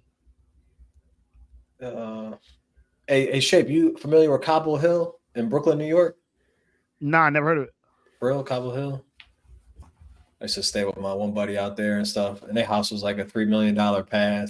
Like his homegirl is like a owner. Her family owns a coconut farm somewhere out in like Cambodia or something. Average 1 bedroom in Manhattan is 4,200. 4,200. Yeah, so around 5K. Oh, yeah. Hex said around 5K. You're kind of spot on. I just looked it up. They're saying about 4,200 on Rent Hop. Yeah. I can't. I wouldn't want to get an apartment because I honestly don't see the point of renting. And I'm gonna make the comparison really quickly. Average one bedroom in New Jersey.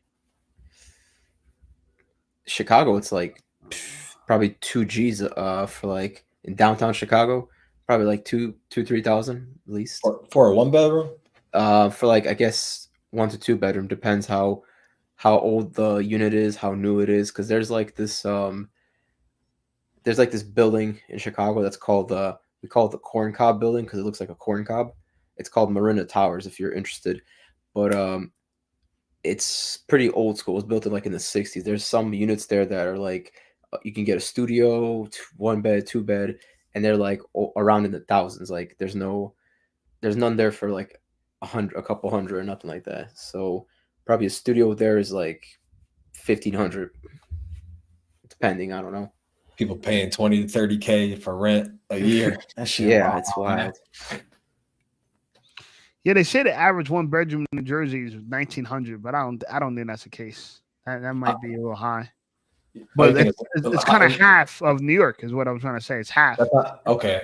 And that's why you need twice as much. In New York, if you make 100K in New York is like what's 50K it is in New Jersey. Like even though they're right next to each other, it's double.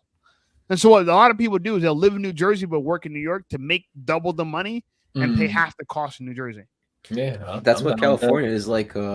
Out there, it's like the highest cost of living, and they just recently raised the minimum wage for fast food workers to like $20. And that's fun. The funny thing is that some of these restaurants are closing because they're like, we're not gonna pay that much. Yeah, no, why would you, bro? That is the dumbest. We need to get rid of all minimum wage laws, in my opinion. There should be no minimum wage, and because I know a lot of people look at it like, oh, why? If you do the research into minimum wage, you realize that. 1, the economy will perform a lot better without minimum wage. And 2, most people don't want to earn the minimum anyway, right? You want to get paid above a quote unquote minimum. And so you really want to get paid your weight. So let's say if you're a low skill labor dude and like the people that work at the McDonald's, you won't be able to get a McDonald's job anymore because now that the minimum wage is let's say $20 an hour, they're going to hire somebody way more skilled than your ass. So now you don't even get a job. For way less money. If they kept it low, if you let them McDonald's pay what they want to pay, a low skill labor could actually get a job. When you raise the minimum wage, you literally destroy the people you're trying to help. Because now people say, all right, for $20, we want more from our employees. Damn, you're going to need a college degree to work at McDonald's. But if a McDonald's yearly profit franchise is like $3 million or something, and they dish out $300,000 just for like themselves and employees, I don't really consider that too crazy. I don't know. I don't know. No, I don't think they're gonna make. Restaurants are notorious for not being cash cows. I mean, like what I've heard about restaurants, $1 million and stuff a year. I heard what I've heard is a lot of you make the most out of McDonald's after everything's said and done. Take home is like $100,000. As you being the franchise owner, yeah. And the reason why you make so little because it's almost guaranteed to succeed. They tax you so high on their royalties. They get a royalty for that. I think it's called a franchising fee. So for every certain amount of money you make, you pay a percentage on that. And for riskier investments, let's say a Subway compared to a McDonald's, you get a better return, but it's riskier because Subways could fail. McDonald's, you get less of a return because it's almost guaranteed to succeed. So they tax you for that. Man, look up Culver's. If you guys ever heard of Culver's, they're based out of Wisconsin. But man, I always see them anytime I pass by them. They're always busy. It's busier than McDonald's. Yeah, no, restaurants. So the thing about restaurants, the reason why they cost so much to run is because you got to think about the utilities, you got to think about the rent, you got to think about the labor, you got to think about the resources. It's just restaurants are. Bro, I worked at so many restaurants that have closed down in my life. Because they cost so much money to get up and running. Like think about it, right? A restaurant, the first day you start, you're in the hole a bunch of money and you're trying to recruit. That's the beginning. You have to have staff, resources, food, backup food. You know what I'm saying? Like all these things set up before you make your first dollar. And if it's like a dining restaurant with like plates and shit, you got to have silverware, tableware, all this stuff ready to go, dishwasher, like. you need to be from the day one. You need to be run like if you need to be prepared to do high volume business, even though you're not going to do high volume business. And so you're kind of like working backwards where you got to be in a bunch of debt before you make money. So restaurants, from what I've heard, and I've worked in the restaurant business for over 18 years, it's really like a luxury play. It's not really like a financial play because there's just not enough money in it for most people. And you got to think about this too. I don't know if people know this because I used to be a business major myself. I went to school for business, but guess how much is the average profit on $1 percentage wise in America? We're talking about if we average all the profits in America, what's the average percent profit in America? Like 25%, 23. Okay, 25%, 23. Alberto? I'd say the same. It's 3%. What? The average profit on $1 in America, if you average all profits together and divide it evenly, is 3 cents per dollar. That's why they call a lot of businesses penny businesses, because that's it, the numbers really on the small margins. They're not ShopRite. ShopRite looking on small margins. Starting to call these companies ghost companies, operating on credit and stuff, paying the employees with credit. Yeah, Amazon wasn't profitable for a long time either because they had to have such a vast infrastructure. They could never get ahead. They had to always invest so much to turn a profit. They went big after like 2020, dude. I feel like they just popped off. Yeah, for a long time they were in a negative. Man, they wild west out here. The WNBA never been in the positive. WNBA never been in the positive. I heard the most they made in the year is like what, 60 million, or is it? I'm shooting way high. It's like 60 million they made last year. WNBA, crazy. Yeah, less than a contract of some star athlete. Yeah. You know what I'm saying? One star athlete. And that's the thing. And that's why if you look at some of their wages, they're paying girls $75K a year.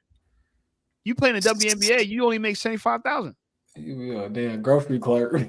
But I mean, you only paying what, 30 games out the year? That's cool. That's cool. Yeah. Mr. Smith said 3.5% down, 200K house is only $7,000, and your state even has programs that pay that for you. I must have got mixed up into what we were talking about. Man, my buyer. Hex says McDonald's franchise is a genius scam. They charge you when you make a sale as the business on the back and a point of sale. Yeah, they do. And they charge you rent. McDonald's will buy the property and rent it to you. So they become your landlord. You know, it's they in the real estate game. Huh? They into the real estate game, not the restaurant game. Exactly. Yeah. They're charging you. They're looking at you as a tenant, and a tenant they're making a lot of money on. I heard Chick-fil-A franchise pretty cool. I know Dunkin' Donuts been number one for the past couple of years. This is the number one franchise. Yeah, they do really well. Yeah, you can't mess with someone's coffee, man. That's that's crazy out here. The number one sold drug in America is coffee. Yeah, that's dope. Yeah. Every day, someone open up a new coffee shop in my town and stuff, and they do well. They at least run it for a couple of years, and they just cash out, or they took them PP loans and ran away. Oh, look at this. So look, Doxxy, so you can see that I'm not being biased, and let's bring this up. You guys see my screen? Yes. So I search average profit for McDonald's franchise. It says about $150,000 to $160,000 per year. And by the way, you need to have like $3 million in available cash to even open one up. So they give you more. You know what I'm saying? So you literally make a modest, I'm not saying a modest income, but a modest income per franchise. That's a lot of work, man. That's goddamn 24 hours. What the fuck? But that's what I'm trying to say. It's like, it's kind of that's wild, man. These businesses to have a business that's packaged and resold as a franchise, that's a business in itself. The franchisor to franchisee, that's a business in itself. Selling you a franchise. So it comes at a price. If you run your own business is better, but yeah, I mean, I feel like it's a guaranteed 150, 160 though, and that's why it's gonna cost you. Maybe that's why that's another thing of the C-19. They try to stop people from having their own ice cream parlors and stuff like that. You know, who knows? Because that's crazy. Yeah, what's Dunkin' Donuts? Yeah, that's what I'm talking Dunkin' about. Donuts make around $300 to $5,000 profit annually, or 25% of their selling sugar water, selling nothing but sugar water. I like that. That's actually pretty good. 305 is not bad, man. I might need to open a Dunkin'. Man, let's go. Some of the employees probably but it says Dunkin' Donuts franchise costs $800,000. Right, under $1 million, man. That's what I saw. Some of the employees be selling a little bit of under the table here and there, or in the drive-through. Just what I'm telling you about. Look, franchise fee. And remember I told you about royalty fee. I said that earlier in this. So that's the yearly fee. Royalty fee 6%. Okay. Marketing fee 5%. That's not too bad for marketing. Investment $800,000. Right off the average sales $1 million. Sales to investment ratio 31%. Minimum net worth. So you need to be worth $500,000. Minimum liquid capital $250,000. That's not bad. Okay. That's not bad. So you need to be worth $500,000, which a lot of people aren't, and have $250,000 liquid. Well, you could probably have multiple franchise owners on it and shit, to get to that number. You'd be all right. Yeah, of course. Yeah, absolutely. If you split it up. That's cool.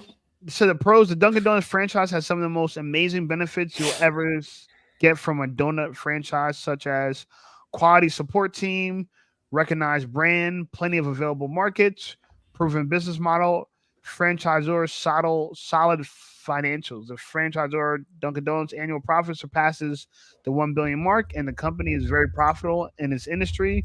What's more is if new franchise can also break even in a relatively short period of time. Right. That's good. The cons, even with a basket full of advantages, running a Dunkin' Donuts franchise has the share of drawbacks. One, a rigorous application process.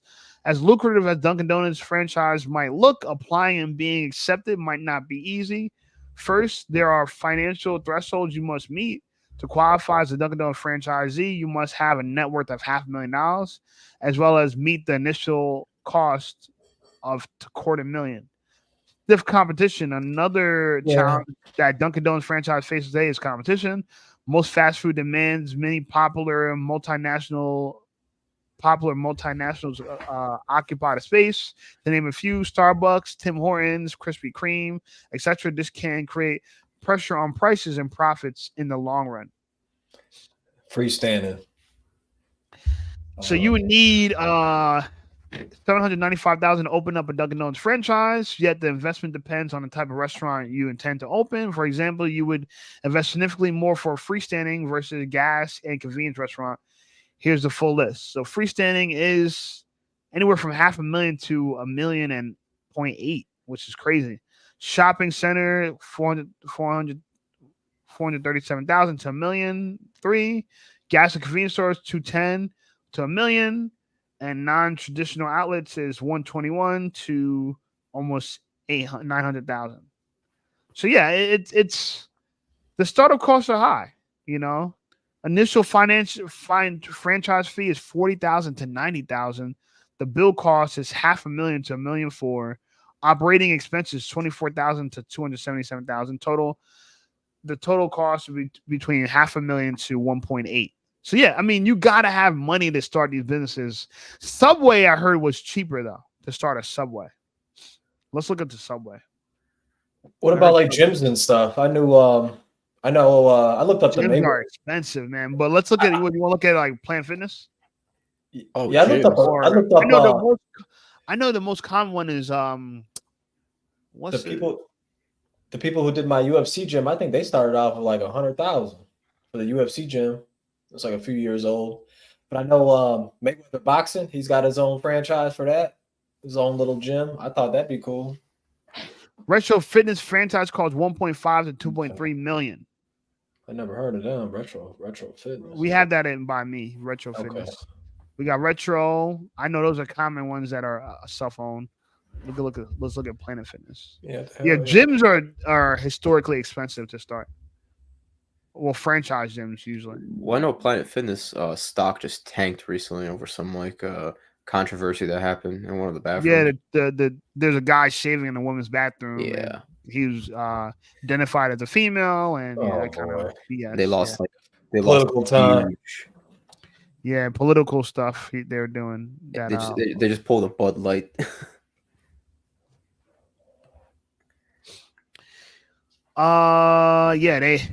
Well, no, they did the opposite of, but like they kicked the guy out, got him arrested. Mr. said money and investing is a good topic. Yeah, I would, but so what do you guys want to see? What would y'all look for? Because I love doing these kind of research stuff to figure out what would y'all want to know. Do y'all want to know like the franchise costs to run a business like that? Like these questions I'm typing in now, would that be interesting to see me do a video on that? What will it cost to run like a Planet Fitness or McDonald's? Yeah, that'd be dope. Notice? That'd be dope, man. I did some eBay reselling like here and there, nothing too like serious about it, but it was just like I had a lot of stuff that I just needed to sell, and it was at a point where before in my state if you make like more than 600 a month or so or a year, I forget, you have to pay the taxes. But before it used to be like completely different. It was like if you made over 20 G's, then you had to pay taxes. But I don't know, it just changed for eBay store. Yeah. Changed over the years, but I haven't caught up to it yet because I haven't sold on eBay in a while. See what we're getting into. I gotta sell these Yeezys on it. I got these Yeezys to sell on eBay, man. I've been waiting to put that on eBay for. Oh, you got the Red Octobers? You got the Red Octobers? I wish, bro. I got these 450s that were way too small for me. So they're literally giving me blood clots in my foot. So I had to get rid of them. I know someone who got the Red Octobers. You know, I took a little picture. So anytime I need to stun on IG, I just let them know. Hex says, how come the woke mob didn't save Planet Fitness? Let the person identify as what they wish, right? LOL. Yeah, well, you know, Planet Fitness, they kicked him out, you know, and they got him arrested. And, you know, I didn't think he looked like he's part of the alphabet crew, but hey, you know, what do you know? The same stuff you're doing right now is always interesting. Talk more about the FHA loan too. What do you mean by the FHA loan? Getting a house and stuff like that. Yeah, but what you guys want to know about that? I could talk about FHA, but you know, the qualification for FHA is not too bad. You know, I know it's like 3 to 5% down. If I could do real estate videos because you know I got my license. I'm technically a licensed realtor. I haven't done any real estate business in a while. That's dope. I got my license 2 years ago. Man, and you should be real proud of yourself. You got a lot of different niches, man. That's dope. I tried a million different things, bro. That's sick. I tried a million different things. But yeah, it allows you to talk more about different industries more easily for sure. But real estate's tough right now for me. Yeah. So I decided to focus on YouTube more than real estate. Same with the automotive industry. It's pretty tough right now too. It's rough. Man, I wish I could catch me like a commercial spot or something, like some kind of warehouse for under like 70K or something. What you gonna do with it? Try to resell it, or what you gonna do? Shit, I'm just gonna be like Rob Daredevil fantasy giving that bitch. That'd be tough.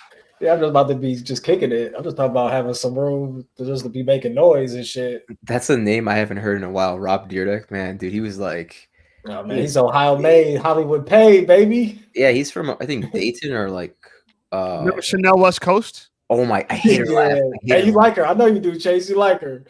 I just thought she was funny. She thought she was trying to Young Money. She's someone who's trying to Lil Wayne. I swear. All the brothers I know. How many achievements? She was like the first feminist of that show. All the brothers I know love Chanel West Coast. I crack it, but she's probably regular. I mean, it's not. That's not. She's not all that. Some of my thug friends, man, they love some Chanel. They was always talking about her. Her laugh, bro. I swear, I can't stand it. But the one thing, so YouTube kind of gives you the ability to have a kind of dirt deck fantasy, that type of thing. You know, if you do, the more profitable you become with YouTube, you can have them content houses. Content houses are tough. Oh yeah, that's pretty much what content houses are tough. Like, I would love a content house. I was probably just gonna turn it into a studio for girls to come shoot their OnlyFans pictures and Instagram pictures and stuff like that. You know? Oh, don't go down the Andrew Tate route, man. Yeah, what the hell are you talking about? Yeah, Andrew Tate route. You Doxxy on the keyboard talking about I love you and shit like that. Come on now. No, I ain't putting it in those hours. Just somewhere they can photographers can come and if they want to do like different sets and stuff, make whatever kind of bullshit. Mr. Rich says, talk about underwriting properties too. Yeah, I could. I don't know so much about it, but I could do research into that. That's and I know a lot of people that do underwriting for loans. People who are like certified financial loan writers and shit. So I can reach out to them. But I'll tell you what though, man. Like getting a house, and I keep trying to tell this to people, bro, just find a good realtor and you get all these questions they'll answer for you like easy. I think people don't trust real estate agents, but right, a good agent that's worth his salt has went through this process a million times. They could give you a wealth of knowledge. You know, like I have the foundational knowledge for businesses, for real estate, but there's people who are far more experienced than me that could like talk to that like easy. Heck says Doxxy about to open a workspace for creators. yeah, for OF creators. Yeah, I mean that won't be, bro. I'm not saying it's a bad idea. I'm just saying like dude, there's just you know what's yo. You want to hear what was a good idea for you, Doxxy? If you get a warehouse, the podcasting stuff. Get like a whole podcast studio and rent it out to people. Yeah, stuff that like whole, that. That would be though, because a lot of people want to become. They want to do this. What we're doing here. They want to be podcasters and YouTubers. So now the gold rush is that everybody wants to do that. If you have like a studio for that, where set up mics and shit, and they can record like live streams and blah blah, and they just pay you a rental fee. That's money. I know people do like the music rehearsal rooms. They got like 300 rooms, and security and internet, all that stuff's taken care of. Electricity, 24 hours, and charge anywhere from $300 to $500 a month. And they got 300 rooms. You know, and they just kicking it. Yeah. You can always be OnlyFans model manager. Yeah, that'd be cool too. You know, get that 10%, man. Get that 10%. Yeah, I mean the location where they can shoot their stuff is perfect. Like I used to be a photographer, so I personally want a photo studio at some point. But so I think I'm gonna have like a content studio where I can make like filmmaking, you know what I'm saying, and like I could do like different content, do different videoing for sure. You know, kind of like what's that dude named Casey Neistat? Like kind of like him, but I don't know if he has like a studio space to just do filming. I know he just has like a space in Manhattan where he like has a bunch of equipment at, you know. You definitely got the pilot look though. I'm trying to see a fake pilot, just the traveling shape. What you mean? Just out here traveling and being like on the airport type, you know, on the strips and stuff talking. Oh, I remember talking about last time. I was like, oh yeah, when you and Jack did that one where y'all was talking to people, like you talking to people in airports, the same kind of talk. Like if they're all going to like Florida, or if you see a girls like a all girls trip, I was just picturing you interviewing like that kind of those kind of people. Yeah, I would, but I know I'd probably get airport security run down on me. Yeah, who knows? How I'm doing. I think I would. You gotta find a good location to do that. Yeah, I feel like you can get away with more than what you think, type stuff. But you know the thing about me is I gotta build up my following till like once I pass like 5,000 subs, I'll be in a way better place. Because YouTube kind of does this weird shit with you where like once you're creeping up to 5K, right? They kind of stunt on you. Like my last video finally did well. Was Alberto, you the one that told me to do the soft guy era? Yeah. Oh, look at that. YouTube just paid me. Oh Legit. shit. Hell yeah. Google Payments just got the email. Google Hell Payment. Yeah. Your Google payment just went through. They pay you like the 21st of every month. But anyway, that video just got like almost 2,000 views after being out for like 3 days. And after it got 2,000 views, YouTube just curtailed all the impressions. Like they just stopped pushing that video out there. So I was like, oh man. Remember we was talking about like maybe I'm like an A&R for YouTube, and that one girl was on here is from Cleveland and was following Jack. But I followed Jack early on, and she from Cleveland and the algorithms. I'm just saying. You know, I think that's what's going on, because I pay for YouTube. I pay like the highest tier for YouTube TV, all that bullshit. Do you really? Yeah, so I know like my shit counts like a lot, you know, because I'm a paid. No, I believe, bro. I believe you got it. You're probably one of the people we're talking about. The early adopters. Yeah, early adopters and stuff. That's a term for it. Yeah. Yeah, that's the marketing term for it. Yeah, you know what? Like street interviews, I gotta figure a way to do it efficiently and get it to pop. Because I was really pissed at my Miami street video. Bro, that video only did like 300 views. Like that took me forever. I told this one kid to go to all the Drake concerts, like around the colleges and stuff that he did, and just go ask girls questions like, "What's your favorite Drake song to fuck to?" and shit like that. And his videos were popping off, just asking questions like that. Have you ever cheated on your boy with listening to Drake in the bedroom? Little stuff like that, you know. And his videos did pretty good and shit. I was like, you see, I helped you out. Now let me get my consultant fee, man. Yeah, I mean, there's a lot of But you know, that's like a little niche, you know, just doing that, whatever.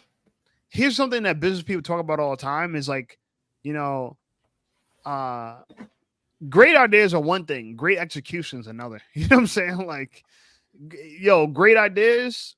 Yeah, a lot of people are like, oh, I don't want anyone to steal my idea, bro. It ain't really about your ideas, it's about your execution. Like someone was saying that before YouTube existed, there was a YouTube before YouTube. It just didn't pop off. The timing was wrong. I forgot. I think it was that. Yeah. Vimeo. I liked Vimeo for a while. That shit was then the timing was off. You know what I'm saying? So yeah, you got to get the timing right. You know, like Kevin Sandwich, he had the timing right for his content. You know what I'm saying? It was just perfect. Fresh and Fit timing was right. Yeah, so those two Fresh and Fit they got inspired by Kevin Samuels because I think he started his channel before them. No. Yeah, he did. Yeah. They started their channel back in 2021. Yeah, like it was already. Yeah, it was already during COVID, I believe, and they popped off in the last 3 years. Yeah, they just put on Shape, if you ever want street interviews, cross the river to city, I'll help you. Yeah, bro. Let's. I'm thinking about that. So yeah, like just definitely hit me up on Instagram, bro. You could get my Instagram or the Sneeko kid. He came up off of doing what, the subway stuff or whatever in New York. Subway. Yeah, he had and then he fell from grace so fast. Mr. Mrs. says, as soon as you start talking shit about YouTube, they paid you before you finish talking. Yeah, well, they listen, man. Unfortunately, they listen. They hear it, and I don't. You know. Bro, I need my little YouTube paycheck, man. I appreciate it. That's dope. I need that. Yeah, I've been monetized on YouTube for almost a year now. Two more months is gonna make it a year since I've been getting YouTube paychecks. And the thing about YouTube is, if you fall below a certain threshold, they don't even pay you. Oh, for real? Yeah, so you got to make enough where they'll actually pay you out. You know what I'm saying? So I've gotten paid out every month except for one, because the first month I got monetized, it was already half the month in, and that half month I didn't make enough, but the following month I got paid, and I got paid ever since. There was wasn't there like a wave of like reactive videos where it became it was like the highest viewed type of video, where 1 year it was just everybody was like, even the popular YouTubers are just making like a lot of reactive videos. Yeah, people like reactions in general. Like I was watching all the reactions to the Garcia and Devin Haney fight. I like I like to see what people's takes on stuff. You know, it's interesting.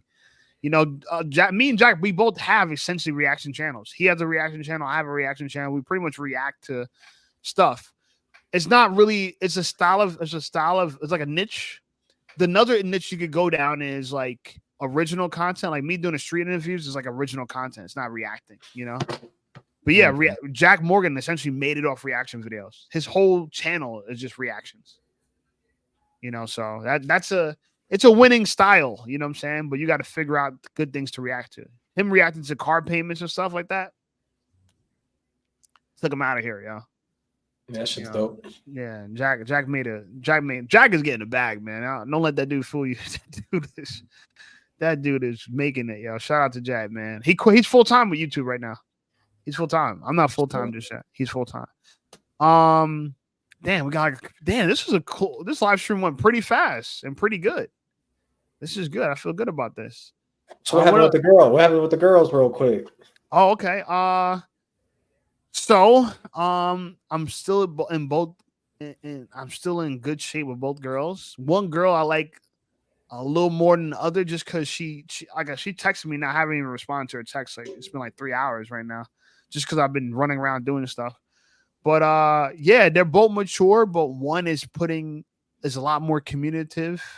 Oh, you know interested in shit. I think they're both interested because I only hung out with one girl so far. The other girl, we're hanging out for the first time on Tuesday. Legit. So we just been talking via text every day since Wednesday, which is kind of interesting. I'm like, I was actually one of my homegirls. I'm like, yo, should I be talking to her every day? Like that's a lot to not even meet somebody. You just texting them. BS every day. That's the new world, bro.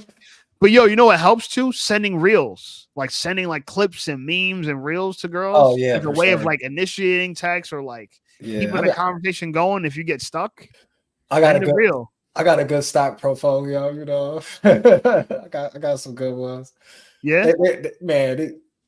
All these girls the same to me, man. Once you start hitting them with that kind of stuff. Yeah, bro. I mean. I feel bad. I paid 6 months for Hinge, and I'm already like, don't even need it anymore. Yeah, I paid 6 months. Wow, you just gonna have more girls. That's all it is. It's summertime now, bro. It's just a lot of girls, bro. If you see my Hinge, bro, I'm gonna tell you how many active responses I got to respond to. I haven't even responded to yet. And dude, there's you a can be lot. on that. You can be on that shit all goddamn day, bro. I got 17 girls to respond to on my Hinge. Bro, I send all those girls the same exact shit, and they'll all reply. Yeah, I start off with a compliment for all of them, which usually works really well. I give kind of the similar generic compliment. If they ever met each other, they'll be like, yo, he said the exact same thing to me too. Like, yeah. But you know what works well for me, I think? Voice notes. I don't text it out. I say it with my own voice. And then I add their name in it. So I might say good morning or good afternoon or good evening, such and such. Like good morning, Ashley, or good afternoon, Jessica, or good evening, Rebecca. Give them a compliment, and then boom. That's like I'm giving you guys a game. That's kind of pretty much the same thing. And then from there, you could kind of build the conversation, If a girl just says thank you, I don't keep the conversation going. If she says, oh, thank you so much, you're handsome too, or you're very attractive too, all right, good. You know what I'm saying? If she starts the conversation, all right, good. It's even better when the last two girls, the girl I'm really fucking with a lot now, she initiated the conversation. And she's bad, bro. She's half black, half white. She's slamming. Bro, but she was born in Jamaica. Her mom moved to Jamaica. You know what I'm saying? Her mom's white, and she moved to Jamaica and lived there for like 20 years. That's wild. Met her dad. Yeah, met her dad. And so she was born in Jamaica. So she's like you, but born in another country like that. And then that's the girl that's not mature, right? No, they're both that's that's the my old girl was Jamaican too, but she wasn't half black, half white. This new girl's half black and half white, and the black side of her is Jamaican. Yeah, all right. But she's bro. I'm feeling her a lot. The Jamaican chick, I'm feeling her a lot. You said she was 36. No, she's 31. This other girl, the Ethiopian chick, is 36. When they see this, they're gonna kill me, boy. It is what it is, y'all. My bad. I don't tell girls I do YouTube for a long time, so by the time they figure it out. My bad. Yeah, you know what I'm saying? No, that's cool. I don't care. By the time they figure it out, they gonna know what time it is. And plus, this is helpful. You know what I'm saying? Like I'm not, I'm still a single guy getting to know them. I'm not being like facetious, or I'm not being like a player or pimp. I'm just getting to know different girls. Last night when I was at the bar watching the Ryan Garcia fight, I went by myself, right? Mm-hmm. And I'm wearing one of my Zara because it got kind of cold, so I had like this kind of Zara kind of sweatshirt, but it was like nice material. Bro, this white girl came up to me and was like, "Oh my god, your sweatshirt looks like it's made of like lovely material." I'm like, "Huh?" She's like, "Can I just touch it?" So I let her touch it. She's like, "Oh my god, it's so soft." And I'm like trying to watch like Devin Haney get knocked out. I'm like, "Oh," I'm like, she's like making me miss like fighting and stuff like that. And I was talking to her. She was talking to me. I looked back and like, damn, this girl's hitting on me because she was like, "Yo, I want to buy your sweater." I'm like, it's not for sale. She's like, "Can I look at the tag? I gotta know what it is." She might be into fashion and shit.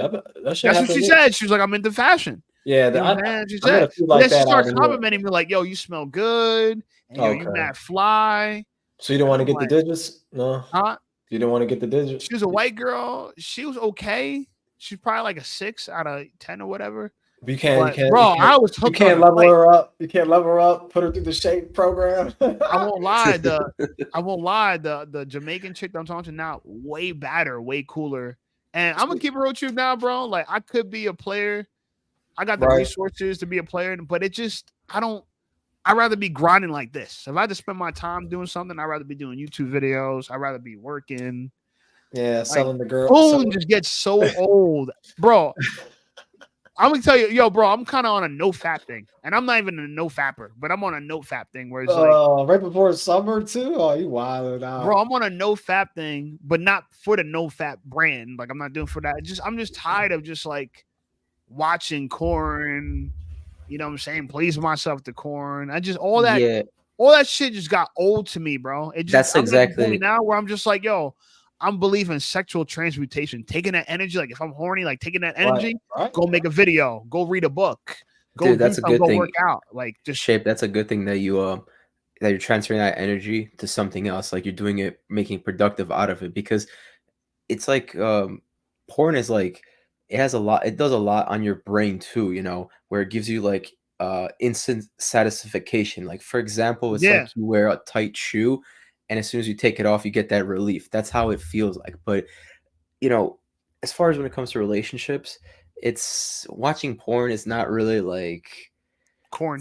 It's not really like a good thing, because it'll like you're more it doesn't become like a connection between you and your partner. You become more attached to porno than your partner, Yeah, and that's when I realized. Here's the thing, though: it'll make your stamina a lot longer. When I stopped watching it and stopped, I started no fapping, bro, man, I'm like a 5-minute man. I'm like, oh, my shit got way more sensitive.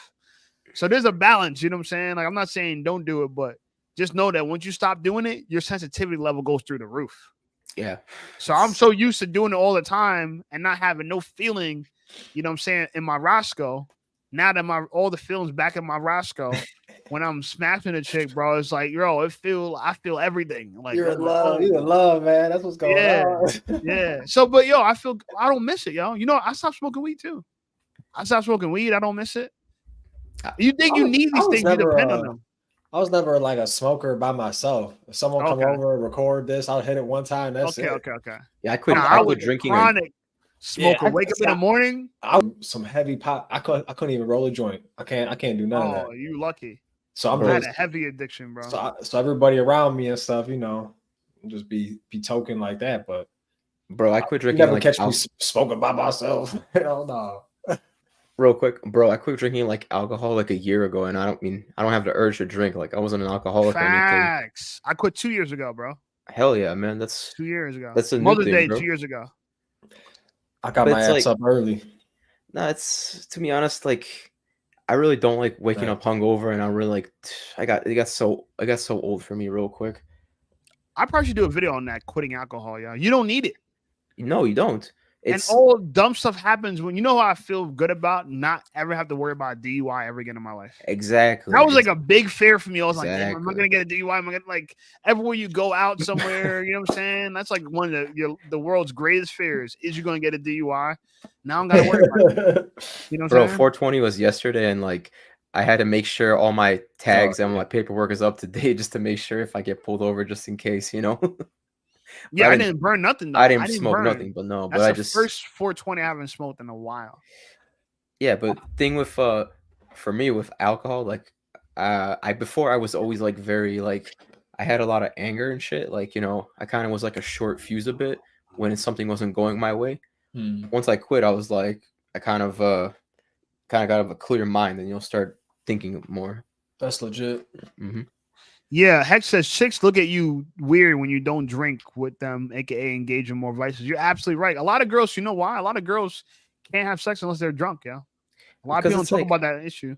I hate that it's so like like the thing is, like, before weed was like illegal and alcohol was still legal, and it's like alcohol has become so socially accepted that it's like, okay, yeah, you go to a party, somebody has like a PBR in their hand or this and that. It's crazy.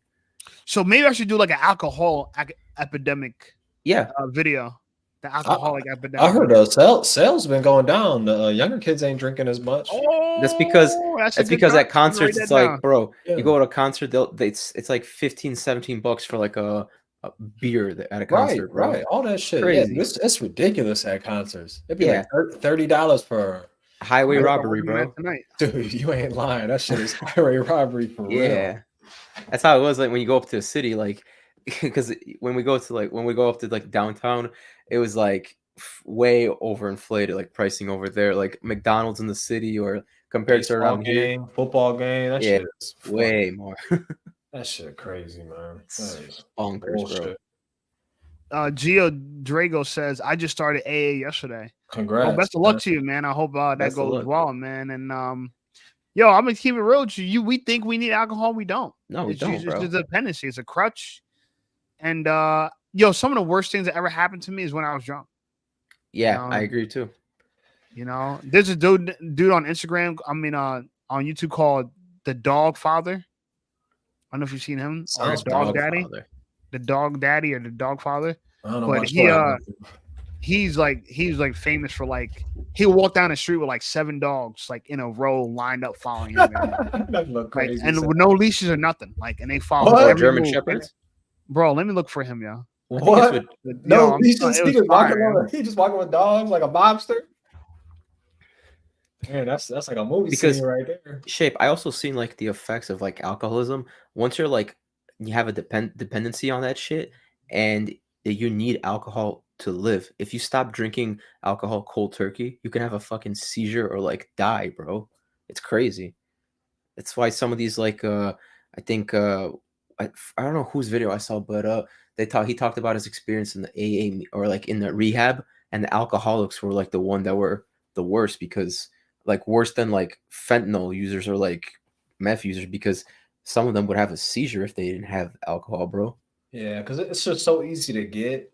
It's probably just like, damn, if you're missing it, you're missing it. But you know, I don't really drink too much. You guys see my screen?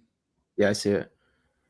Look at this playboy. Oh, this, yeah. I seen this guy. I just forgot his name. This looks like some K-pop motherfucker right here. What is this, man? What is this? Some K-pop shit? No, you saw the dolls are all cuddled up together. No leash, y'all. This dude I'm showing you right here, the reason why I brought him up. This is his whole thing. He just walked with dogs. That's dope. That too, and he actually just got beat the crap out of because he was drunk. Went to a club drunk, and someone whooped his behind, bro. Literally handed his ass to him. You know what I'm saying? So you know who I am? I'm number 1 on YouTube. Yeah, he got his shit rocked, and so it's not worth. He quit alcohol, like, you know what I'm saying? Because, bro, when you're drunk, see, getting drunk sucks. Drinking shit that tastes terrible, you know what I'm saying? That sucks. Being drunk's cool, but if you're drunk long enough, you might throw up. That sucks. You know what I'm saying? You might get a DUI. That sucks. You might get beat the F up in a fight. That sucks. You're incoherent. So a lot of it, you know, you might hook up with an ugly girl, catch a STD, STI. Like, there's so many things that could go wrong. And you know what it really is? People don't want to. It's escapism. People don't want to be by themselves. They're trying to escape themselves. Yeah, that's what, like, overall, it's like in our society, it's like a suppressant that you have alcohol, porno, or whatever, marijuana, or other drugs, like, kind of suppress the reality of society. But it's like, you just kind of have to, like, see it from, like, a. Yeah, just gotta get more. I be telling people to get creative, you know, make videos, music. I be trying to stay busy. A lot of people do the fitness. I was so inspired by the fight last night. I passed out, you know, in the fight.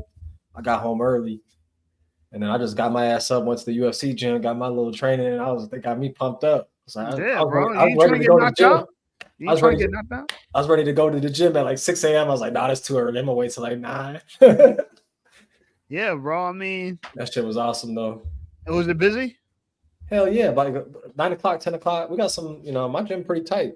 Like I said, it's a UFC gym. We got a few champions that we already got in there. Got a couple belts. So it's just dope for, you know, a little youth boxing and shit. Yeah, I'm like, Jack, yo, let's go out to Ohio and fuck with Doxxy, yeah.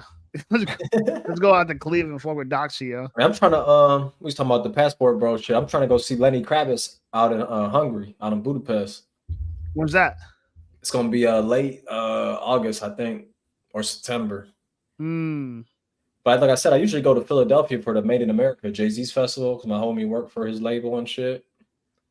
So hopefully this year it don't get canceled. Last year it got canceled or whatever. Hey, Shay, did you still work at the music industry? I used to, or do I still?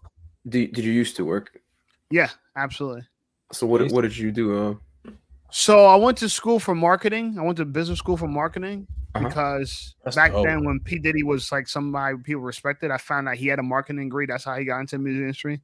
Nice. So I got a marketing degry. My senior year, I interned at MTV and Epic Records.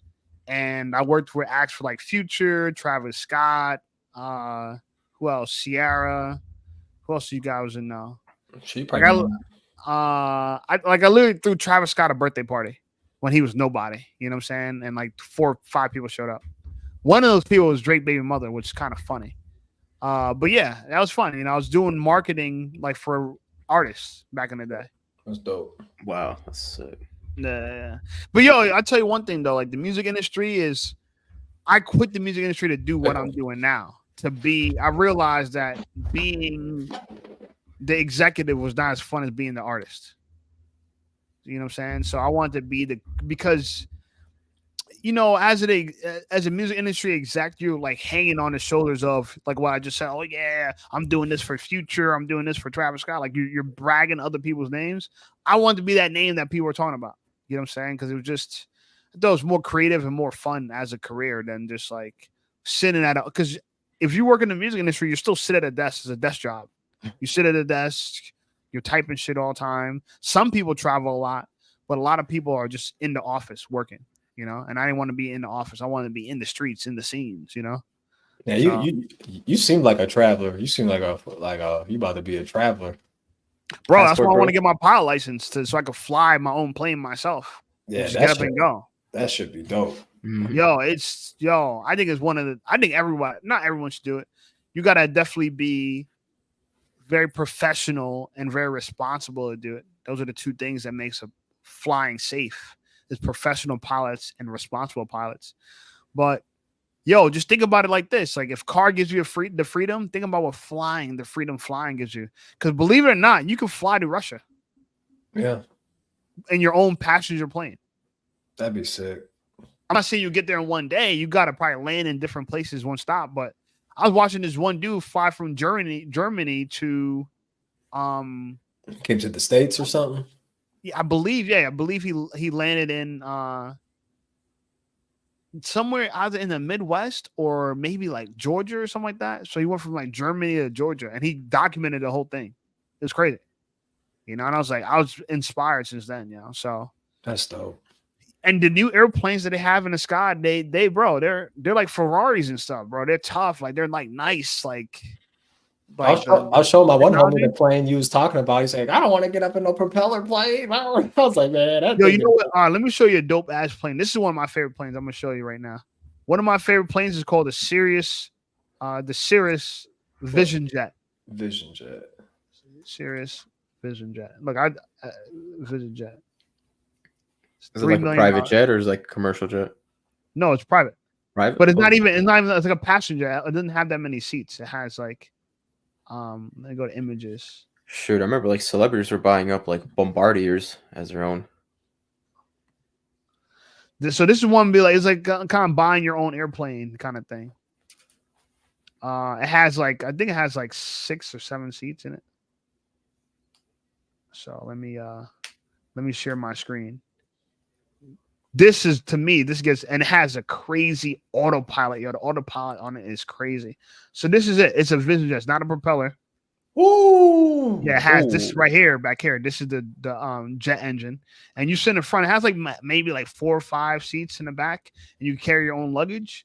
But bro, the autopilot in the cabinet in this is crazy. And it has what they call a glass cockpit, meaning that like it's all digital. There's no dials or nothing like that. So everything's all digital. Out, bro. Look at that. So you can just own that. Yeah, you go in there and you can fly around the world, anywhere in the world. Shade, man, you gotta get that Playboy.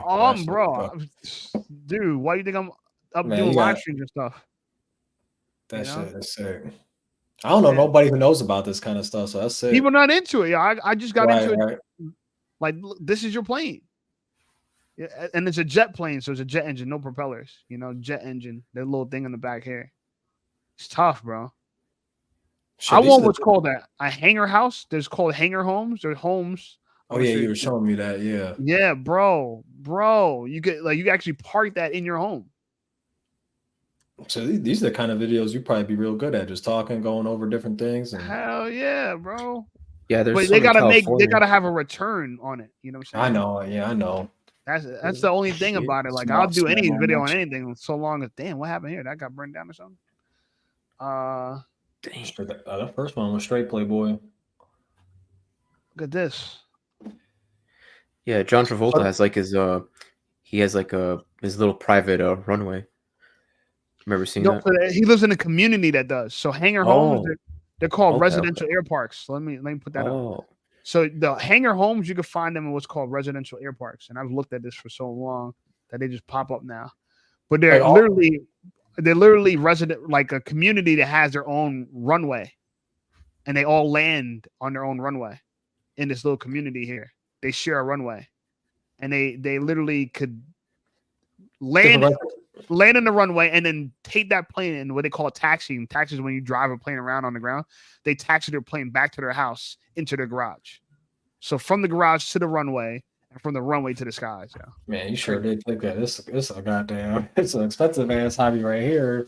But this seems not. There's a lot of them that are not that like Hangar Homes cost less than some other homes and shit. Yeah, like, because they're not as in high demand. You know, not everybody's a pilot.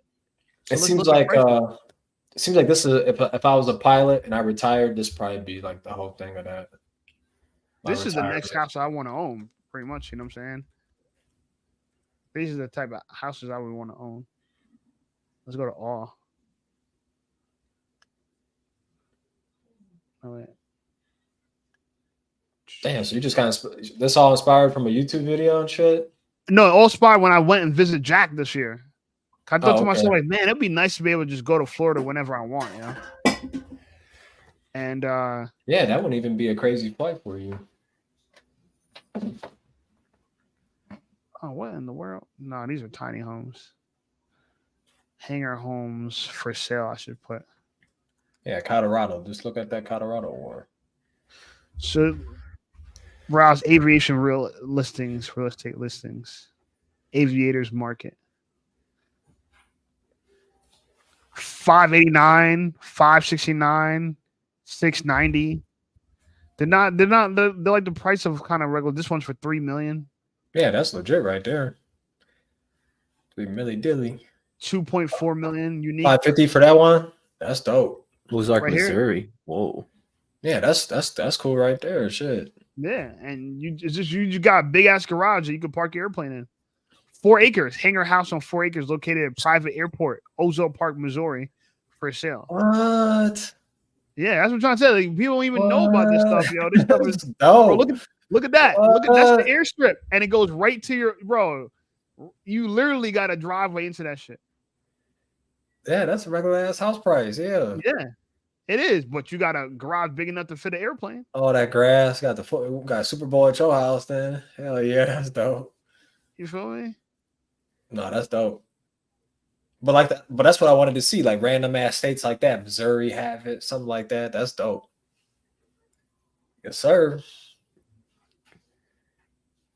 You know, the house be shaking. Oh, shapes home. This is the garage, yo. This is the garage. You put your airplane in that. You know, so yeah, that's a dream right there, man. That is a dream for Stay sure. on that, bro. That shit is sick. Yeah, and then I can make videos about that shit. That should be dope, you know. Mr. Mister said if I had the money, I might look into that. Yeah, bro. That's crazy. Oh, he said he been to Ozark too. Okay. Oh yeah, Ozark, nice place to live. That's fine. That's fine, right? Mr. Mister said flying is another level of freedom. That's what I'm saying, bro. Literally just been around the world.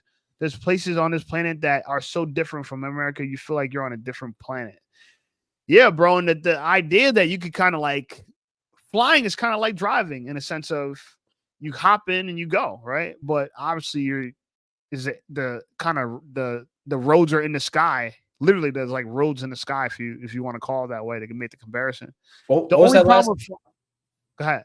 What was that last plane you showed? What was it called? Something? What the fuck? Cirrus Vision Jet. Vision Jet. All right, I got you. So Cirrus is spelled Cirrus. And I'm gonna show you that motherfucker is cold. Bro, I'm gonna share the screen again. That is it's a $2 million airplane, yeah, I won't lie. It's expensive. But yeah, I'm sure it's like one sexy beast. Yeah, there's all types of, and this is the top of the line, but you can get an airplane for like $50,000. Let me show you airplanes. So this is like I wouldn't start here. If I had to start, I'd probably start with like a Skyhawk, which is no, not that. Sorry, it's made by Cessna. Yeah, this motherfucker. He ready for war. So like this, I'd start off with a plane like this, a Skyhawk. That's sick too, man. Yeah, it's still a plane. It's still a plane, you know. And you can get these in good condition. They go 300 grand or so. You get one in medium condition for like 150 or so. I mean, we got a bunch of islands out here by our lake, and people, they live on those islands, and they would fly right into the city and then go to a Cavs game and fly back, or fly to like Columbus, like Ohio State, and then come up for a Cavs game. And people do that all the time because we got an airstrip right in the city on the lake. Out in like Oshkosh, Wisconsin, there's like every year there's like a big air show, and there's like a private runway where you could like land your own plane and park. It's crazy. Yeah. Yeah. That's you the should way. Try to go to some of these events and shoot some videos or whatever.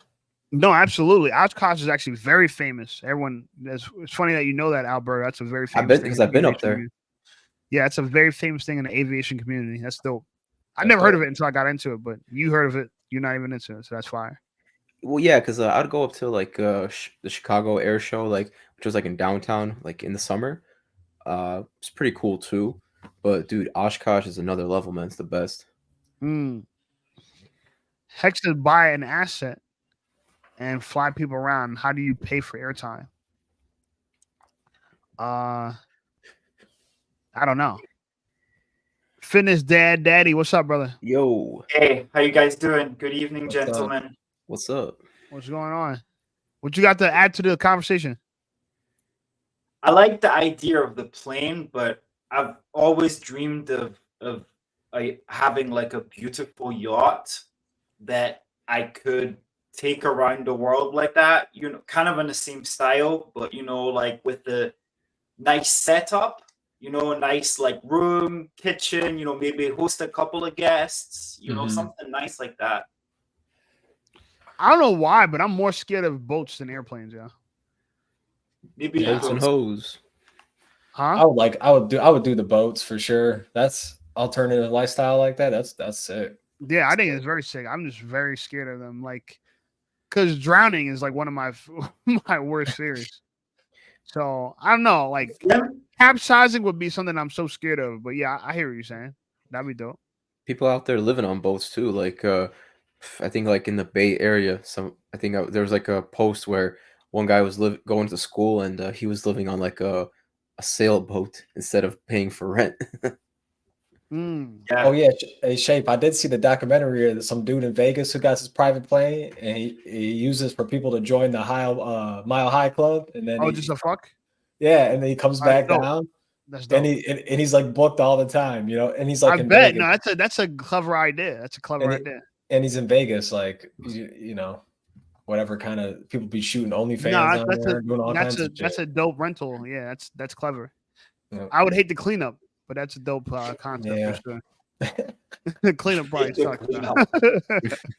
You know, I ain't wiping nobody's. You know what I'm saying? Seed 30-minute, 100-minute, whatever, 60-minute ride, 70-minute ride. No, it'll be a lot because let me tell you something. So when I'm getting my pilot license, it's gonna cost me $200 an hour to fly.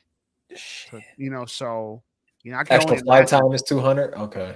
Yeah, from the entire time from getting to the airport to landing it and taking off, that whole time is they don't give you just an hour in the sky, no, an hour for the whole process.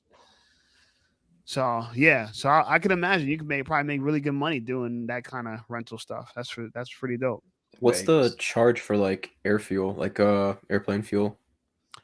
So some airplanes like the one I showed you, I think they take 91 some of them take 91 unleaded, and then some of them take like 101 octane, which is more expensive. So it's anywhere between like $6, $7, $8 a gallon. You know what I'm saying?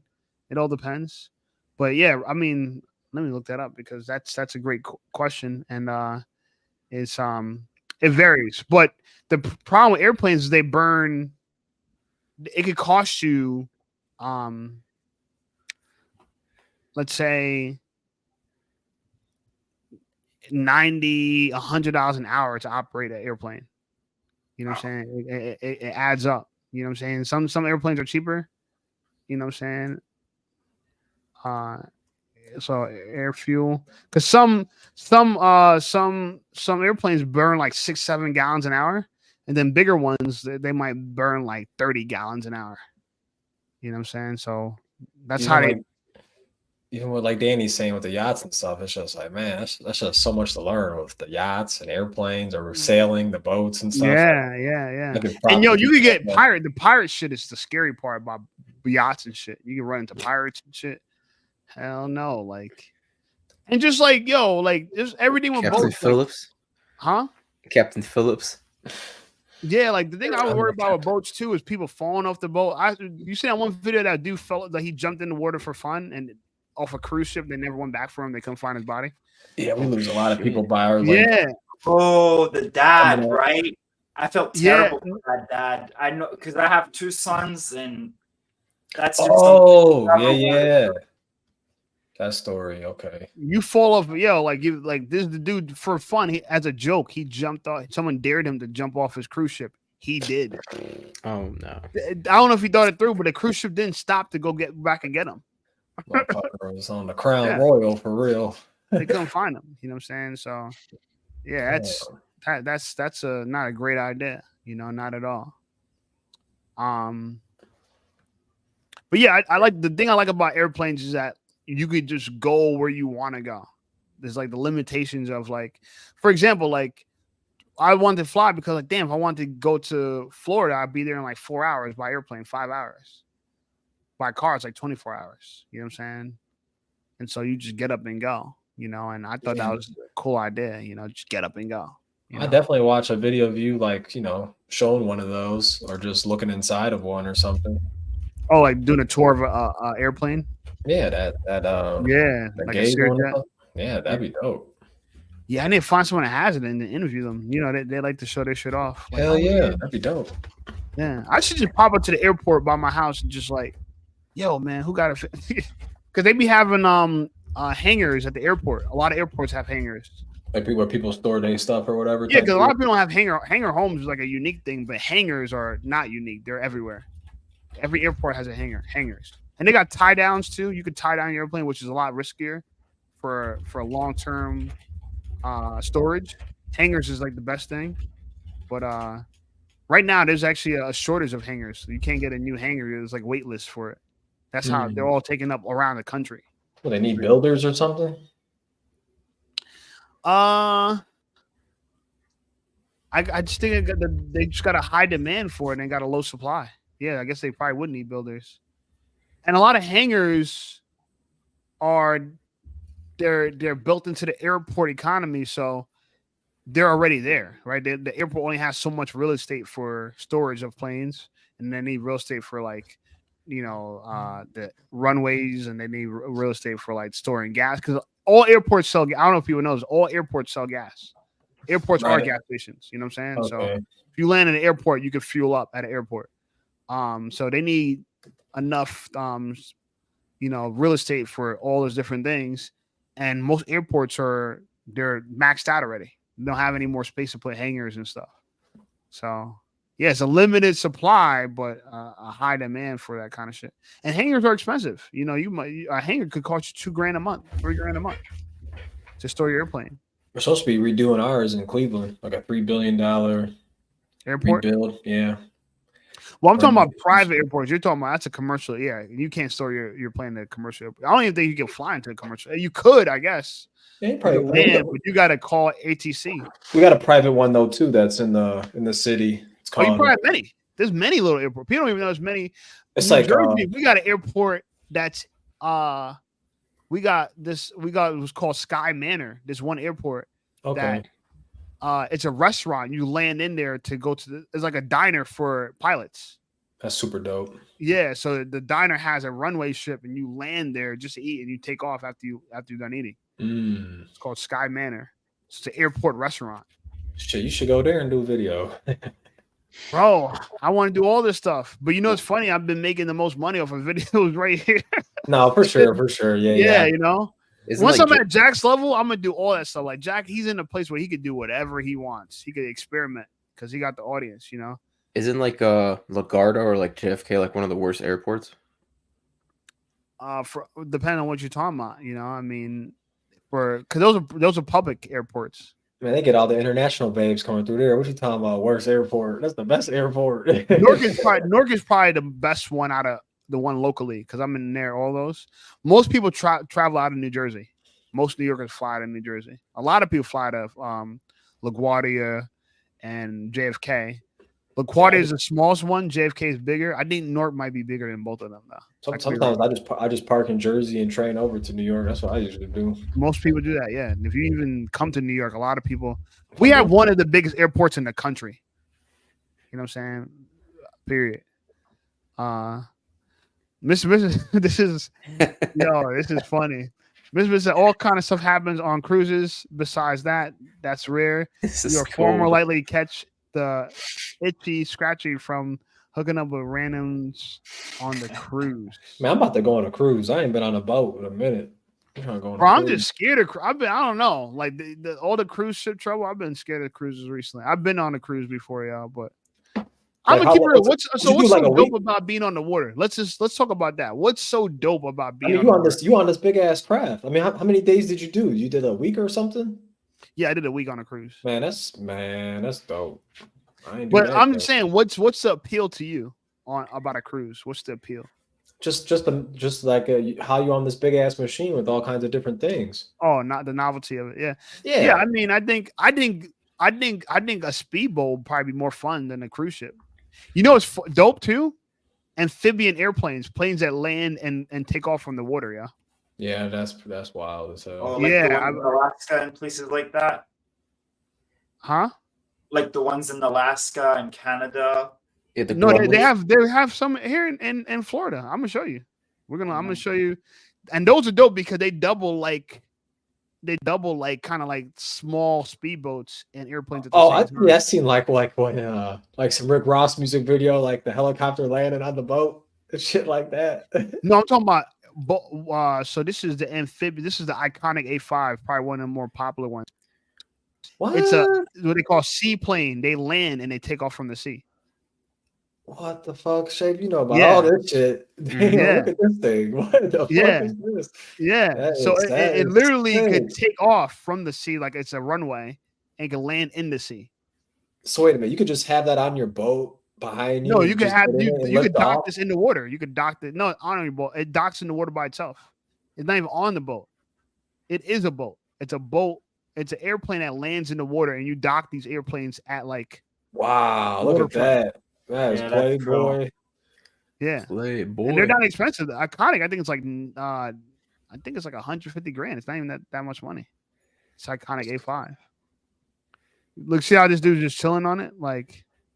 You know. So that's if you're like in Barbados and you want to go to other Bro, people do this in America. People do this in America. It's a type of aircraft. They work on. You can land on regular land as well. Yeah, right? you can do both. Yeah, they call it amphibians. They land on ground and they land in water, but their special ability is to land in water, and they could also dock in water. Like this one's docking in water right here. That's really cool. Yeah, that's mind blowing. To me, that would be the nice trade off between the two of them. You know, the one that lands in water, because you can land anywhere. You can land in any water anywhere around the world. The only problem with these type of vehicles is that they have a limited amount of air fuel, so you have to fuel up. Some shit. Yeah. Oh, so this one costs $260, brand new, but you could get it used, I'm sure. I mean, that seems about right. Shit. You know. I never saw that shit ever. That's sick. Yeah, they're called amphibian airplanes or seaplanes. Look, you get one for this one. You get an older one for $139, 2010. My basic Mercedes price. Yeah, instead of getting an S class, get a. Right. To me, that's more pimp too. Anyway, you know what I'm saying? Yeah, that's more the money. Hell yeah. Yeah, you look more like, oh, I got an amphibian, I got a seaplane, bitch. Like, like we gonna land. Chasing. That must be crazy to be in the water in an airplane that takes off and lands in the water, yeah. That'd be wild just to see that shit. Yeah, I want to see you get down on that. Yeah, no, Bro, I think in the future I would love to collect a few airplanes. I have a few types. Like I have like a seaplane. I have like the Vision Jet. I have a few types. You know what I'm saying? That's dope. Females chasing after dudes who got yachts, but you're gonna be pulling up with the planes. Shape got the planes. Yeah, you feel me? Like you got. They be saying like the yachts and stuff. That shit is expensive, you know. Well, you know what boat stands for, right? Let's do it. What does it stand Bust for? out another 1,000. Yeah, I bet. Owning a boat is a lot, man. I'd rather just rent one. I mean, yeah, you got to live in the good weather too. You ever seen a Ferrari yacht? Let me show you the Ferrari yacht. I think the Ferrari yacht's dope. I seen the Conor McGregor one, a Lamborghini. Yeah, the Lamborghini yachts and the Ferrari yachts. Oh. These I think are cool, but you don't want to live on this. It's just you spend a day on it, maybe 2 days. Something you see like in Monaco or like Morocco. Bro, you see this in Miami. You don't got to go too far for that. Miami. Yeah, you'll see, bro. Yeah, Miami's yacht land. You know what I'm saying? Yeah, some Jeff Bezos there now with his bullshit, his yachts. Well, I'm counting on you guys. I need some rich friends, so I hope you guys make it to get a boat. Help me, bro. I'll take all you guys with me. Let's all go on these yachts. I won't be able to trust anybody anyway. You know what I'm saying? Might as well trust the people that started with me from the bottom. My brother's he got jet skis. Oh, look at that cabin. Yeah, that's tough. That look like a real Lamborghini car. Yeah. You know, I watch those videos. Oh, sorry. Go ahead. You go. Go ahead. I watch those videos like called Haulover Inlet, which is like, I think it's in Miami, where like all those boats come in, or like speedboats or whatever. There's a guy filming there like all week, just waiting for like something to happen. Just pretty cool to see. Like, but yeah, I wasn't aware that that's like Yacht City over there. Yeah, bro. I mean, of course. I mean, you know, they got private islands that you need to take a boat to in Miami. Oh, in that part of Florida. You know what I'm saying? And the Florida Keys, like the Florida Keys. Those are little tiny islands off of Florida's. You know what I'm saying? And they're like, they have residents there, and you know, people boat back and forth there. Yeah, like Jeffrey Epstein, right? Yeah, exactly. Yeah. You know, it's like that. That's nearby where I live is Ellis Island. You take a boat to Ellis Island. You don't fly there. You don't drive there. You take a boat there. Yeah. Mm-hmm. So they have that too in Florida, where you like, you know, you boat to your house. Florida got also the Bentley hotel. I mean, the Bentley condominiums where they drive their car into like an elevator. The elevator takes it up to their floor. Shit. You ever seen that? Yeah, that thing's badass. Yeah, that Bentley, the Bentley. Miami got apartments like that, huh? Yeah, Bentley. Wow, that's crazy. I mean, I don't mind where I'm at by the lake because we can still do the thing like Dani was saying, like the lake home or the water home type deal, not be too far from shore and come back. That's pretty dope. I wouldn't mind doing that kind of stuff. When I have family that visit New York, I take them on the Staten Island ferry, and we get the best views of New York. Well, good views of New York. I'm gonna have to do that next time I go. I never jumped on the ferry yet. I think I took what did I take to go to the island though, or the Statue of Liberty? Bentley's Miami building will feature car lift to your apartment. This is an old video, but you literally park your car in your apartment. Your garage is like on your floor. So you drop it onto the car elevator and it lifts it up to your floor. So this pretty much is like that Carvana. Like I got a bunch of Carvanas by me, and this is how like their setup is. Like the cars sitting and they come down. So this is like that in the middle for residents. But then the housing is on the outside. Okay, it's got to be at least a couple mil right there. No, the housing. Yeah, no, you park in like. Let me see if I can find it. I think it's called the Bentley. Yeah, the parking lot is like in the middle, and like you get off at your apartment, and then you're at your apartment. That makes sense. That's like the Carvana thing right in the middle. Mm-hmm. But on the outside is like. No, I'm saying it brings it up to your own like. So each floor is a different a different house. Like, suite or whatever. So you kind of like, let me see if I can find this shit, yo. Because the one dude, I'm just picturing it as like how they would build it. They would build the garage first, and then all the buildings around it or whatever, like 2 different circles or whatever. That's sick. How'd you find out about this? What the hell? I found someone on YouTube that had one, and he showed a video of it. Like, he showed a video. I'm like, what in the world? And he it's some Dubai shit. he had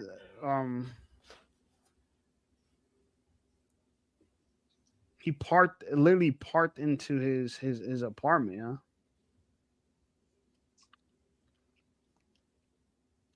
That's sick. Damn. Oh, this guy. He's the owner of it. Okay. And damn, maybe this is his site. Maybe they'll show. Hold on, I'm gonna visit the site, see if it's on the site, and then I'll show the site too. If not, I'm gonna leave it. But they show like where he parked his car, parking into his apartment. And I was like, what? Like, he literally hopped in the car and he was in his living room. Like that. Like, it was crazy. So many different lifestyles out here. That you don't even, and they don't tell you about none of this shit, bro. I was like, I mean, that one's like, I don't know. Even if I had it, I don't know if I guess. So silly ass shit. I mean, I'd be worried that the car's gonna explode in my. I know it's not. Maybe it's unlikely. You know what I'm saying? But it'd just be silly. That's just like for some movies type shit, some James Bond type shit. Let me put car elevator. Yeah, what's up? Yeah, I see that third one. He just pulls in. I want to see him come straight from the ground and go all the way up. I know. They have something like that in Tokyo, where it's like a car park where you can park your car, and it's like a rotary like a carousel lift. Okay. And has like a couple cars parked in there. So you put your ticket in, and then it selects your car for you, and then it's slides it out. And it's like if you watch Tokyo Drift, you like Fast and Furious Tokyo Drift, there's like a scene of that where Twinkie has like the Hulk van.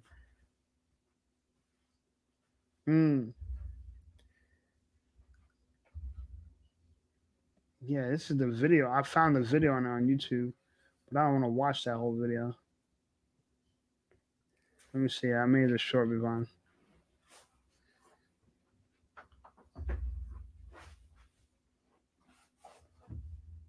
I think I found it. If this video works, I'm gonna share it. I'm gonna share my screen. If it works, I don't think it's gonna work.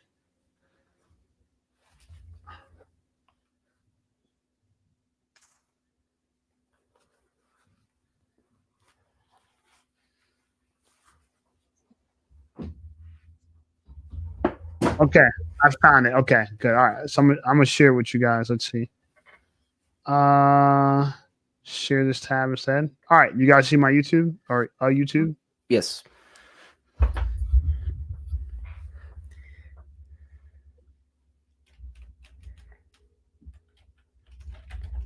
There's no sound, but we see it.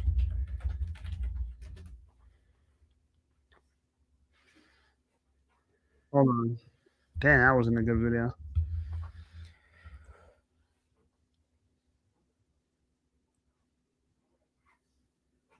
No, we want to just see the cars. We don't want to see this.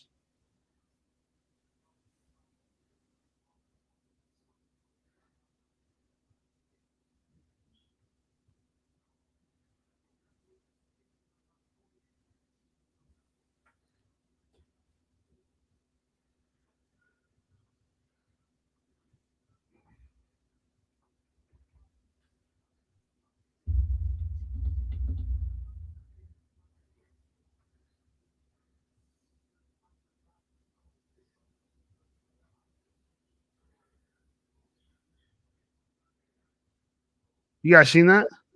Yeah. You heard what he said too? There's no sound. No sound? Oh, damn. He was saying them. Damn. Fuck. All right, let me just stop sharing it. But you guys get the idea. It's a car elevator, pulls up to your house, and I think you guys could hear sound.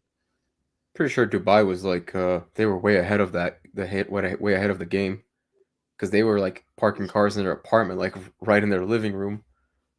Yeah, that's that. Yeah, exactly like that. All right, but damn, it's been 3 hours. Let me get back. I gotta fucking make sure I eat and shit. Yo, it's always good for you guys. What do you think? Can I just do lives on Sundays, or I should definitely do Sundays and Thursdays? Yeah, just do the summertime Shape Sunday show. Yeah. After show. You have to do what works for you, man. Right. Yeah. But I'm also trying to hear what the community wants, so I can try to give everybody what they want. I just want to. I'm here. I'm only gonna get what I want by giving people what they want. I'm not here trying to be greedy. So. I guess for now, what do you get the best numbers on, Thursday or Sunday? They both do well at this point now. They're doing well enough for me to keep it going. Just make sure you just do a quick show then on Thursday. Just do it for like an hour. Yeah. We ain't gotta be on we just got caught up today, I guess. We have fun. No, and I'm cool with it. I just got this chick. I want to text her back and I want to eat. Hell yeah. And, I want to make sure that I ain't screwing up the rest of my week. You know what I'm saying? But yeah, all right, let's end it on a positive note. We'll go around in the circle. I'm gonna start with you, fitness dad Dani. Positive note, how we end today. Hey, everybody have a great week. Stay safe, do good for yourself, for people around you. That's it. Appreciate that, Dani. What about you, Alberto? Just keep moving forward. Mondays are only temporarily, and weekend will be right around the corners, and we'll be back here again. I know, for another Sunday. Shape Sundays. Hey, Doxxy, talk to them. Chilling. I just want to make sure everybody to go do some events. That's all I'm talking about. Just yeah. Try to get out and about, meet people. That's all. It's about to be summertime. I'm ready to get out. Y'all over here showing me boats and shit. I was like, oh man, I gotta get on a boat. I'm about to get on a boat. I'm about to make that shit happen this week. New York, they do cruises all the time around the city, like local cruises and shit. Yeah. Dani was just talking about the ferry and stuff. I was like, yeah, I'm about to get on a boat. Just saying, you just do something you haven't done in a while. That's what I say. It's best positive attitude. Yeah, and also I'm to tie everybody together. Life is short, man. Life is short. And so enjoy the journey. Don't focus on the destination. Just enjoy your trip there, wherever you are in life. There's no rush to the end. You know what I'm saying? It's gonna end. Trust me. You ain't got to race to it. Time waits for no man. It definitely ain't gonna wait for us. I agree. But I appreciate you guys. Everybody hopped in. I think we did pretty well today. Got a lot of comments. We talked about a lot of topics. And I'll see you guys on Thursday. Check out some of the new videos I'm gonna do. I think I'm gonna do that alcohol epidemic. I'm gonna see if I get some clips together. Probably respond to it. So be ready for a video on Tuesday or Wednesday, and then another video on Friday. Legit. And we'll definitely no live stream on Tuesday, but just probably most likely a live stream on Thursday. If I'm not going to, I think I will. But if I'm not going to, just check out the community tab. I have it in the community tab. Other than that, I appreciate you boys, Doxxy, Dani, Alberto. You guys are the team. Appreciate you guys. Next week on Sunday, though, we're going to be right after Jack Morgan. Jack Morgan's live is going to be back. So I'll see you guys over there as well. And until next time, people, keep it safe, keep it light, keep it tight, wrap up, use protection. These girls got full control of your seed once it leaves your body, man. Make sure you protect your seed. All right, people, man. Appreciate you guys, man. Y'all enjoy y'all weekend and y'all week. Peace. Peace. Peace.